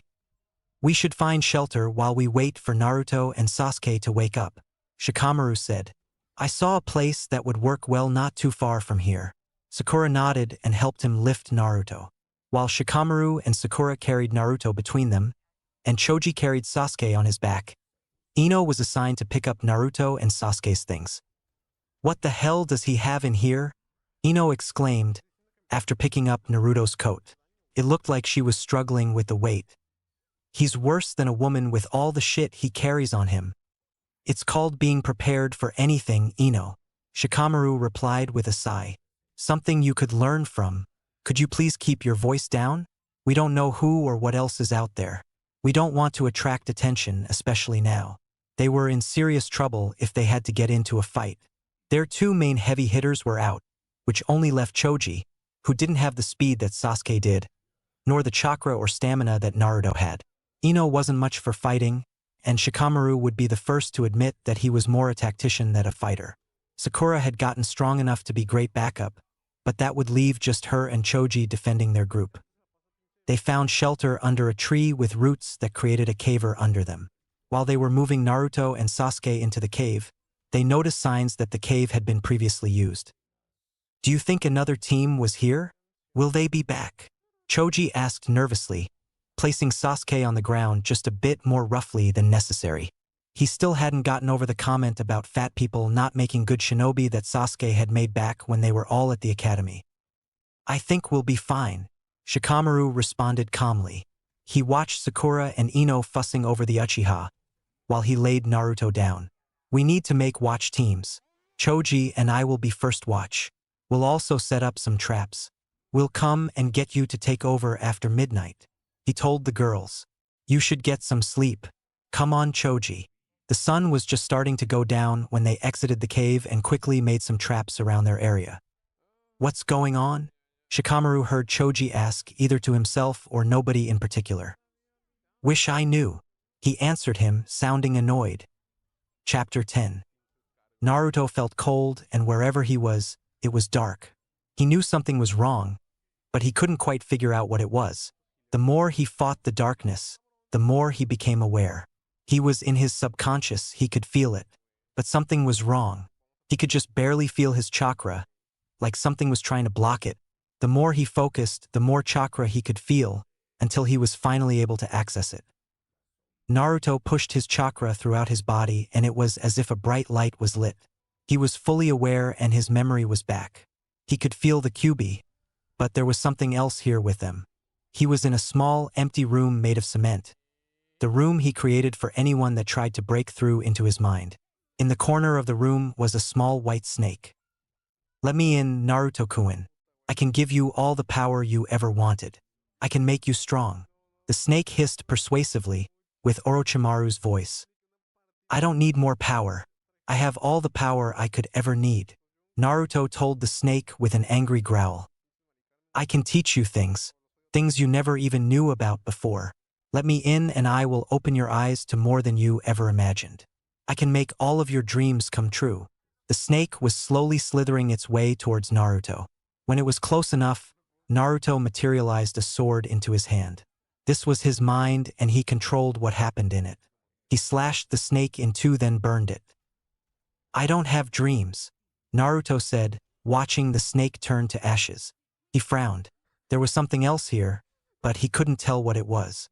It didn't feel like anyone was trying to get into his mind, but his chakra felt slightly different.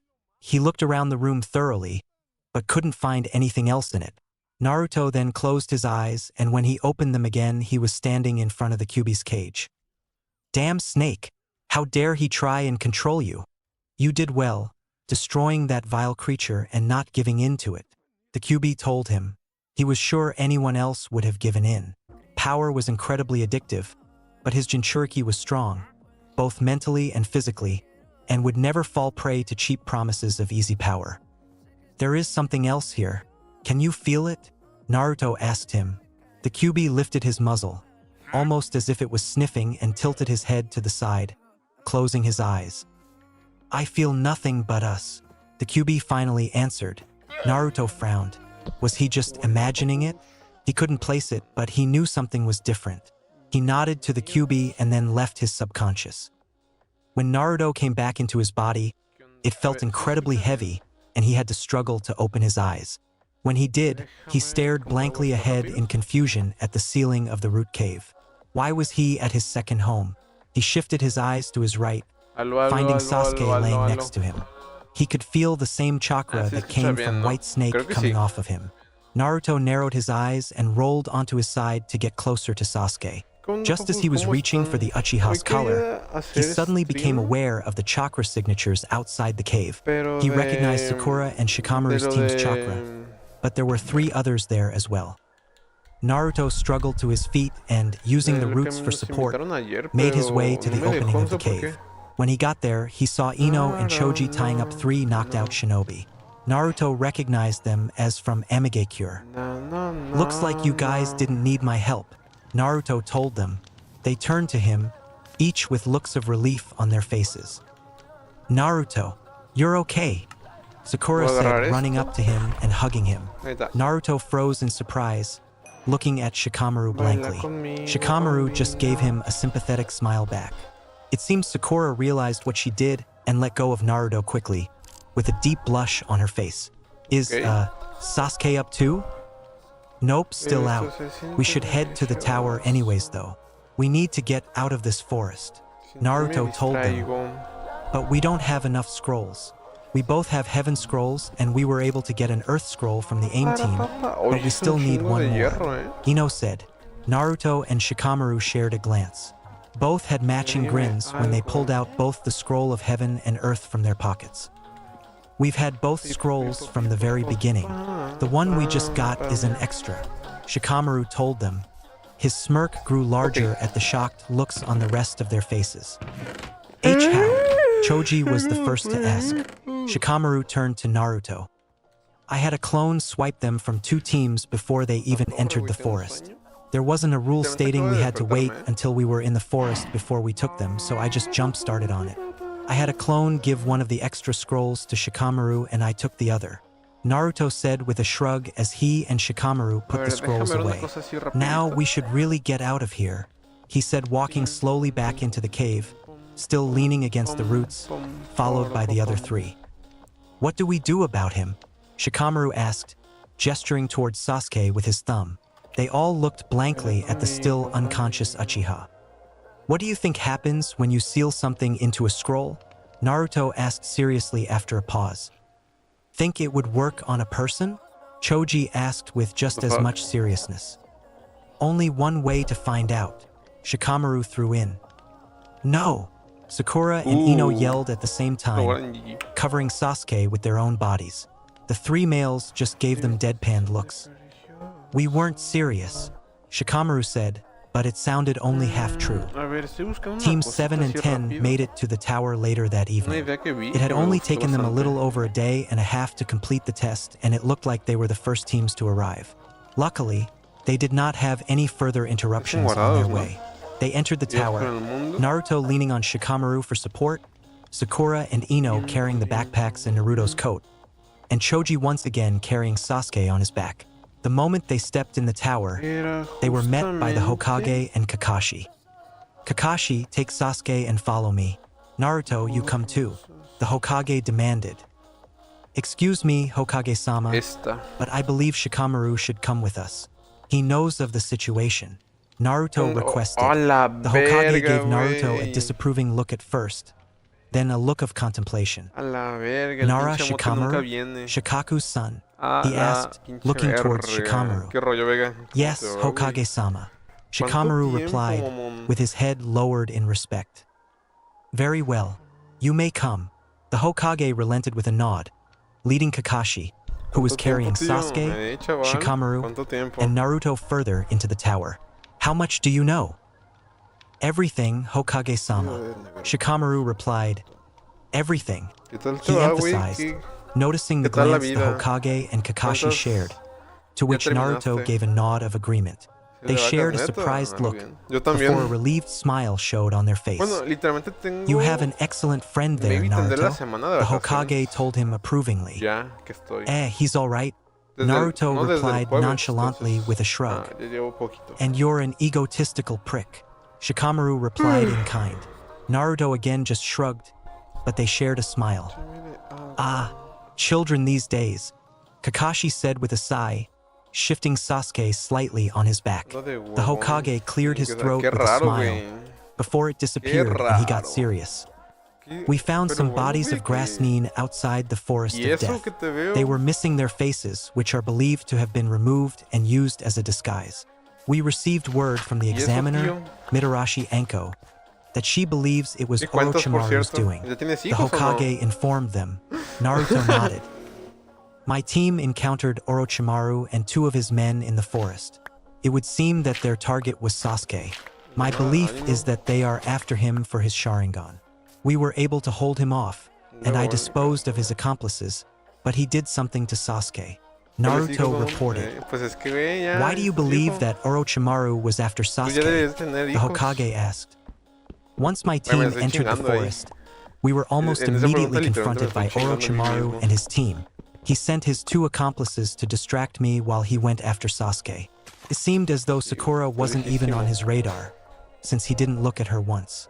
Once I had disposed of the 2 diversions, I entered back into the fight, during which Orochimaru was able to bite Sasuke and inflict his cursed seal of heaven on him. Naruto had checked Sasuke's neck before Choji picked him up earlier and verified what he had theorized after waking up. The Hokage and Kakashi narrowed their eyes. This is disconcerting news. And what has happened to you? The Sandaime asked, eyeing Naruto. Oh, just a bit of chakra exhaustion. I should be fine soon. Naruto replied with a shrug, hoping they wouldn't get suspicious and ask more questions. His chakra was actually a bit low after trying to fight off Orochimaru's from invading him. If they knew Orochimaru had bit him as well, he didn't know what they would do with him, but it wouldn't be good and they would definitely pull him from the exam. Did you find out anything else? The Hokage asked, opening the door to a small room that only held a chair in the middle. Naruto figured this was probably an interrogation room. Kakashi walked over to the chair and placed Sasuke into it backwards, leaning him forward so that his chest was against the backrest. A few things. The first being that I think we have at least 1 internal spy of Orochimaru's. Naruto explained, pulling out the cards he had swiped earlier. Yakushi Kabuto. I got a few of these off of him. It looks like he has information on a large amount of Konohinin and even some shinobi from other countries. I don't know if his teammates are involved, but I would assume so until we know for sure. Naruto reported, handing the cards to the Sandaime who took them with a frown. And the second? He asked when Naruto paused. The Jinchuriki of Suna is here. I believe he is an essential part to Orochimaru's plan. Naruto supplied with a frown. The other 3 looked at him in shock. You're sure he's a Jinchuriki? Kakashi asked. Without a doubt. Naruto replied with a nod. But he will not be an issue. I will keep my eye on him and subdue him before anything happens. He felt the Kyuubi shiver in excitement. You sure you can do that? Shikamaru asked wearily. Naruto just gave him a confident nod in return. It would be my pleasure. The Kyuubi almost purred with glee. You seem very excited about fighting one of your own. Is it a power play kind of thing? Naruto asked him. Somewhat, but none of the others could ever hope to match me. Cocky, aren't we? They'd have to get through me first, you know. The 4 of them moved until they were on either side of Sasuke and looked down at the mark against his neck. I could use the Fujihoin asterisk on him, but I don't know how well it will hold up. I would like to think it would work, but... Kakashi trailed off but didn't need to continue. Everyone there knew about Sasuke's mentality. If I may, perhaps I can try something? I have been studying the curse seals for a while. For Anko, actually. Naruto supplied. Kakashi gestured for Naruto to continue. Naruto pulled out his ink and brush from the seal on his arm and started writing on Sasuke around the curse seal. What is it that you're doing? The Hokage asked in interest, never seeing such a seal before. I am attempting to extract Orochimaru's chakra from the cursed seal. It is the part that makes up the largest portion, so the seal's power should be diminished if it is removed. I have already used it on Enko, so I know it works. Naruto replied in concentration. When he had finished writing, he sealed back up his ink and brush then rubbed his hands together, before placing them on either side of the seal and pushed a small amount of his chakra through his hands into Sasuke. Sasuke's body jerked and the seals started glowing brightly, before disappearing into the cursed seal. Once the seals disappeared, Sasuke bolted upright, suddenly awake. Where? He asked sluggishly, eyes looking blurrily around. Tower in the center of the forest of death. We passed the second test. Naruto told him. Sasuke's eyes landed on Naruto and started clearing. How long have I been out? Sasuke asked him with a frown. Only about a day. You didn't miss anything. Don't worry. Naruto told him reassuringly. Sasuke caught sight of the other three in the room. What's going on? He asked in confusion. Nothing to be concerned about. We were just confirming that Orochimaru didn't do anything damaging to you. The Hokage told him kindly. Sasuke frowned, looking confused for a minute before he remembered the altercation. His eyes shot to Naruto. He got away after he bit you. Naruto told him before he could ask. Sasuke's eyes narrowed as he looked at the ground. We have the village on the lookout for him, the Hokage supplied. How are you feeling? Kakashi asked. Sasuke frowned and was quiet for a minute. Fine, he finally replied gruffly. Naruto and Kakashi narrowed their eyes. Well, if you're fine, then we should meet back up with the others. Naruto said, waiting for Sasuke to stand. Hokage-sama, we'll see you later. Sasuke used the wall of the hallway for support as he, Naruto, and Shikamaru made their way back into the waiting area of the tower, Kakashi following behind. Sasuke! Sakura yelled once catching sight of them, running up to him. She stopped right in front of him, looking him over carefully. Are you okay? She asked with worry. Fine, he grumbled back. Looks like we head this way, Naruto said, walking towards a door that said enter on it, finally able to walk on his own without support. It looked like his strength was finally starting to return. Once he opened the door, he found a man that looked vaguely familiar standing in front of them. Good job, kids. Now you just have to wait for the time to run out. The man said, Asuma-sensei, we have to wait 3.5 days? Where? Ino questioned. Here, Asuma said, gesturing behind him to where there were 5 large couches. But what about food? Choji asked with a look of fear on his face. I hope you have enough on you, because you're on your own, Kakashi said airily. Choji looked like he was starting to convulse. Kakashi, not funny. You'll be given food. Don't worry, Choji. Asuma reassured him with a hand on his shoulder. And showers? Sakura asked timidly. Ino nodded her head animatedly. And showers. Everything you need. Asuma said, cutting Kakashi off from whatever false comment he was about to say. Everyone but Naruto and Sasuke sighed in relief. Naruto made his way to one of the couches and sat down, crossing his arms and closing his eyes. He felt the seat on either side of him become taken and opened his eyes just a slit to see Sasuke on one side of him and Shikamaru on the other. Nendo Kusai, he head Shikamaru's sigh in annoyance. So hungry, Choji mumbled, on the couch that was next to Shikamaru. I can't believe we have to wait here for 3.5 days. Can you believe this, Sasuke-kun? Ino asked in a huff on the other side of Choji. Sasuke didn't even respond. Naruto snuck a peek at Sakura, who was also quiet. She was on the couch next to Sasuke, intently reading a book on poisons. Naruto inwardly smiled. Yup, definitely got the best team, he thought before taking a light nap. Chapter 11. When everyone had gone to sleep, Naruto nudged Sasuke awake and tilted his head towards the men's restroom. Sasuke frowned in confusion before seeing the look Naruto was giving him. They made their way over quietly, trying not to wake Sakura, Team 10, or the Suna Jinchuriki's team, which had arrived not long after they did, minus the Jinchuriki himself, who had wandered off earlier. Once they were in the restroom, Naruto locked the door and put a simple seal on it that blocked sound from carrying out of the room. So, How are you really feeling? Naruto asked, leaning against one of the stalls. Sasuke was leaning against a sink, with his arms crossed and a frown on his face. I told you, I'm Sasuke began in annoyance. Cut the bullshit. Naruto cut him off with a serious look on his face. Sasuke sighed. I don't know, he finally said. At first, I felt really angry, almost like when I was still intent on killing Itachi, but that went away when I woke up. Now I just feel like there is something off with my chakra. Naruto nodded in understanding. That was the same feeling he had. The cursed seal that Orochimaru placed on you should only have been meant to control you by injecting his chakra into you. Somehow, he must have modified it, adding something more than just his chakra. What that could be worries me, Naruto said with a frown. I know you detest letting people know when something is wrong, but I would really appreciate it if you tell me if you feel anything out of the ordinary. The least I can do is try to help you figure out what's wrong.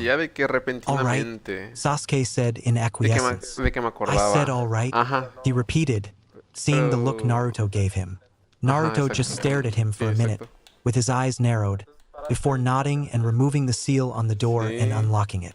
Sasuke moved past him quickly, closing the door behind him when he noticed that Naruto was not following. Naruto had a feeling that that was not the end of it, but he had a different feeling that was occupying his attention more, and that feeling was of the Tsunade Jinchuriki a few rooms away. Naruto was positive that he was not able to sense that far yesterday, but all of a sudden, he could pinpoint exactly where the Jinchuriki was, as well as the chakra signatures of everyone on the first and second floor and just outside of the tower. Please tell me that it's you causing this, Naruto told the Kyuubi. Wish I could. Looks like you were right about feeling like there was something else in that cursed seal. The Kyuubi responded. It feels almost like natural energy, but that can't be right. He mumbled, almost inaudibly. Naruto frowned. Natural energy? He asked, but the Kyuubi had gone silent. Naruto left the bathroom and stood, looking at his and Shikamaru's teams for a moment, before heading towards where he felt the Tsunade Jinchuriki was. He had never met another and was curious to speak with him to find out if other Jinchuriki had similar traits. When Naruto entered room where the front door was, he saw the Jinchuriki sitting on the balcony of the second floor, looking out the window. He didn't move as Naruto approached and only gave a blank stare when Naruto leaned against the wall in front of him with his arms crossed. They stared at each other for a few moments in silence, before the Tsunade Jinchuriki narrowed his eyes. You're like me, he said. Naruto said with a nod. Gaara. So, which Biju do you have? Shikaku, Gaara told him. Naruto looked at him blankly. The Ichibi. What's Shikaku? Naruto asked in confusion. That's the Ichibi's name. You guys have names? Naruto asked in a deadpan voice. Of course. You aren't just called blonde human, are you? The Kyuubi replied with a snort. Were you ever planning on telling me this? Or even your name? Or were you just going to keep having me refer to you as Kyuubi? Hadn't given it much thought. Thanks for that, Naruto told him sarcastically. He noticed Gaara looking at him strangely. The Kyuubi, he told him. A strange look came over Gaara's face for a moment and he looked like he was starting to go mad. You okay there? Shikaku doesn't like the Kyuubi. He's telling me to tear you apart right now. Gaara's eyes were starting to glaze over as he was talking. And you're going to listen to him? Naruto asked, dumbfounded. Gaara didn't answer, just kept looking at him with that maniacal look in his eyes and his hands twitching. Know what? Never mind. I thought it would be nice getting to know another person like me, but you're nothing like me. You're weak. Naruto told him with a sneer, jumping down off the balcony. I am not weak, Gaara said angrily, his voice taking on a higher pitch. Sand had started pouring out of his gourd, circling him in a threatening manner. I beg to differ. Naruto didn't even turn around, just left the room. He walked over to the couch he and Sasuke were sharing and sat down, leaning his head back, staring at the ceiling. You know, Kyuubi, or whatever your name is, I think I will enjoy beating the shit out of that guy, Naruto said with annoyance. As will I watching you do it. Naruto looked around at the other finalists. Only 4 teams had made it. His team, Shikamaru's team, Niji's team, and Gaara's team. He wondered if taking the scrolls off the Odo team and Asuna team before they entered the forest was the reason so few made it to the finals, but he didn't really care. He just wished that Gaara's team hadn't made it. It looked like Gaara was holding a grudge, and he could tell that he was glaring daggers at him. But Naruto didn't feel threatened by him. He had no interest in someone who had no mind of his own and was only strong due to another's power. You will have 1 week to prepare for the finals. Good luck to you all, the Hokage said, finishing his speech. The 2 rookie teams walked out of the tower together and made their way back into town. Once they had left the forest, they found the other rookie team waiting for them. How the hell did you guys make it to the finals? But we didn't, Kiba said loudly. The team we fought in the forest didn't even have a scroll. Can you believe that? His dog barked in response to his aggravation. The rest of Naruto's and Shikamaru's team gave Naruto a look, which made him shrug in response. If you hadn't been so focused on avoiding that one Suna team, we could have found another to fight before the time ran out. Shino said calmly, though his collar. I don't remember you objecting at the time, Kiba yelled back. Kiba-kun, Shino-kun, please stop fighting, Hinata pleaded. Naruto just watched them with a blank look on his face. Was that fighting? It looked like the Aburame was just trying to make a point. Time to get something to eat, Choji said, breaking up the awkward moment. Good idea, Choji. You guys coming? Shikamaru asked the rest of them. Naruto shrugged his shoulders but started following along, the rest of the group following suit. Hell yeah, we're starving, aren't we, Akamaru? Kiba asked, his dog barking in agreement. Naruto-kun? Naruto shifted his eyes to his left, to see Hinata quickly look away from him, pointing her eyes towards the ground and nervously playing with her fingers. Are you... is everything okay? She asked him, a blush on her face. Naruto raised his eyebrow in confusion. Of course, he responded. You're acting very different from before, when we were all at the academy. Shino added. Yeah, you're acting all arrogant. That's just not like you, man, Kiba said with a frown. Spending too much time with Uchiha? Sasuke huffed and glared at Kiba, but didn't say anything. Naruto slid his eyes to Shikamaru for a moment before looking back at them and shrugging. People change, Naruto said cryptically. He saw Shino and Hinata looking at him strangely, with Kiba just snorting. It's for the better, really, Shikamaru told them. It really is, Sasuke said with a nod. He's a much better teammate now, Sakura added in. I'm hungry, Choji interrupted irritably. They quickly made it to the barbecue restaurant and chatted for a few hours. Naruto was surprised. None of the others seemed like what he thought they would be. They were actually all pretty nice and didn't treat him like the villagers and other shinobi did. They just treated him like a normal person. At first, they seemed surprised by his responses when they would ask him something, but they looked like they were getting used to the change in him by the end of the night. Even Ino had stopped being rude to him. He was also surprised by their intelligence. Even Kiba and Choji, who he thought was only slightly smart, were more intelligent than he had initially thought. He also wasn't getting as irritated by talking to them as he thought he would. They all stood outside of the barbecue restaurant for a bit, chatting, before saying their goodbyes and heading off home. Naruto walked with his hands in his pockets looking up at the stars. He never thought that he would have any friends, and he never even thought he would want them, but spending the evening with everyone was starting to change his mind. It was actually nice having friends, just sitting around and chatting with people that knew you. Having grown up by himself, not really talking to or interacting with many others, and then only having the QB to talk to, made him think that he was fine alone. He hadn't even felt lonely, maybe because he always kept himself busy. But now he could understand why people valued friendship so much. His thoughts were interrupted by a crash coming from the alley on his left. He could just make out a shadow of someone that looked like they were trying to fight a trash can. From the mumbling and cursing coming from the person, he could tell that it was a man. Naruto held back a sigh and made his way into the alley. The smell of alcohol coming off the man was almost unbearable. Ah, it's you, the man yelled, pointing at him, finally standing up, but swaying dangerously. Naruto raised his eyebrows in disbelief. I am the great Gama Sanin Jiraiya. Come help me out of this trash heap. He knew he should have just ignored the man. He was so drunk, he was spouting Sí. nonsense. Sí, There sí, was sí. no way this drunken slob could be the ¿Cómo legendary cambiar Sannin eso, Jiraiya. men? He could barely even stand.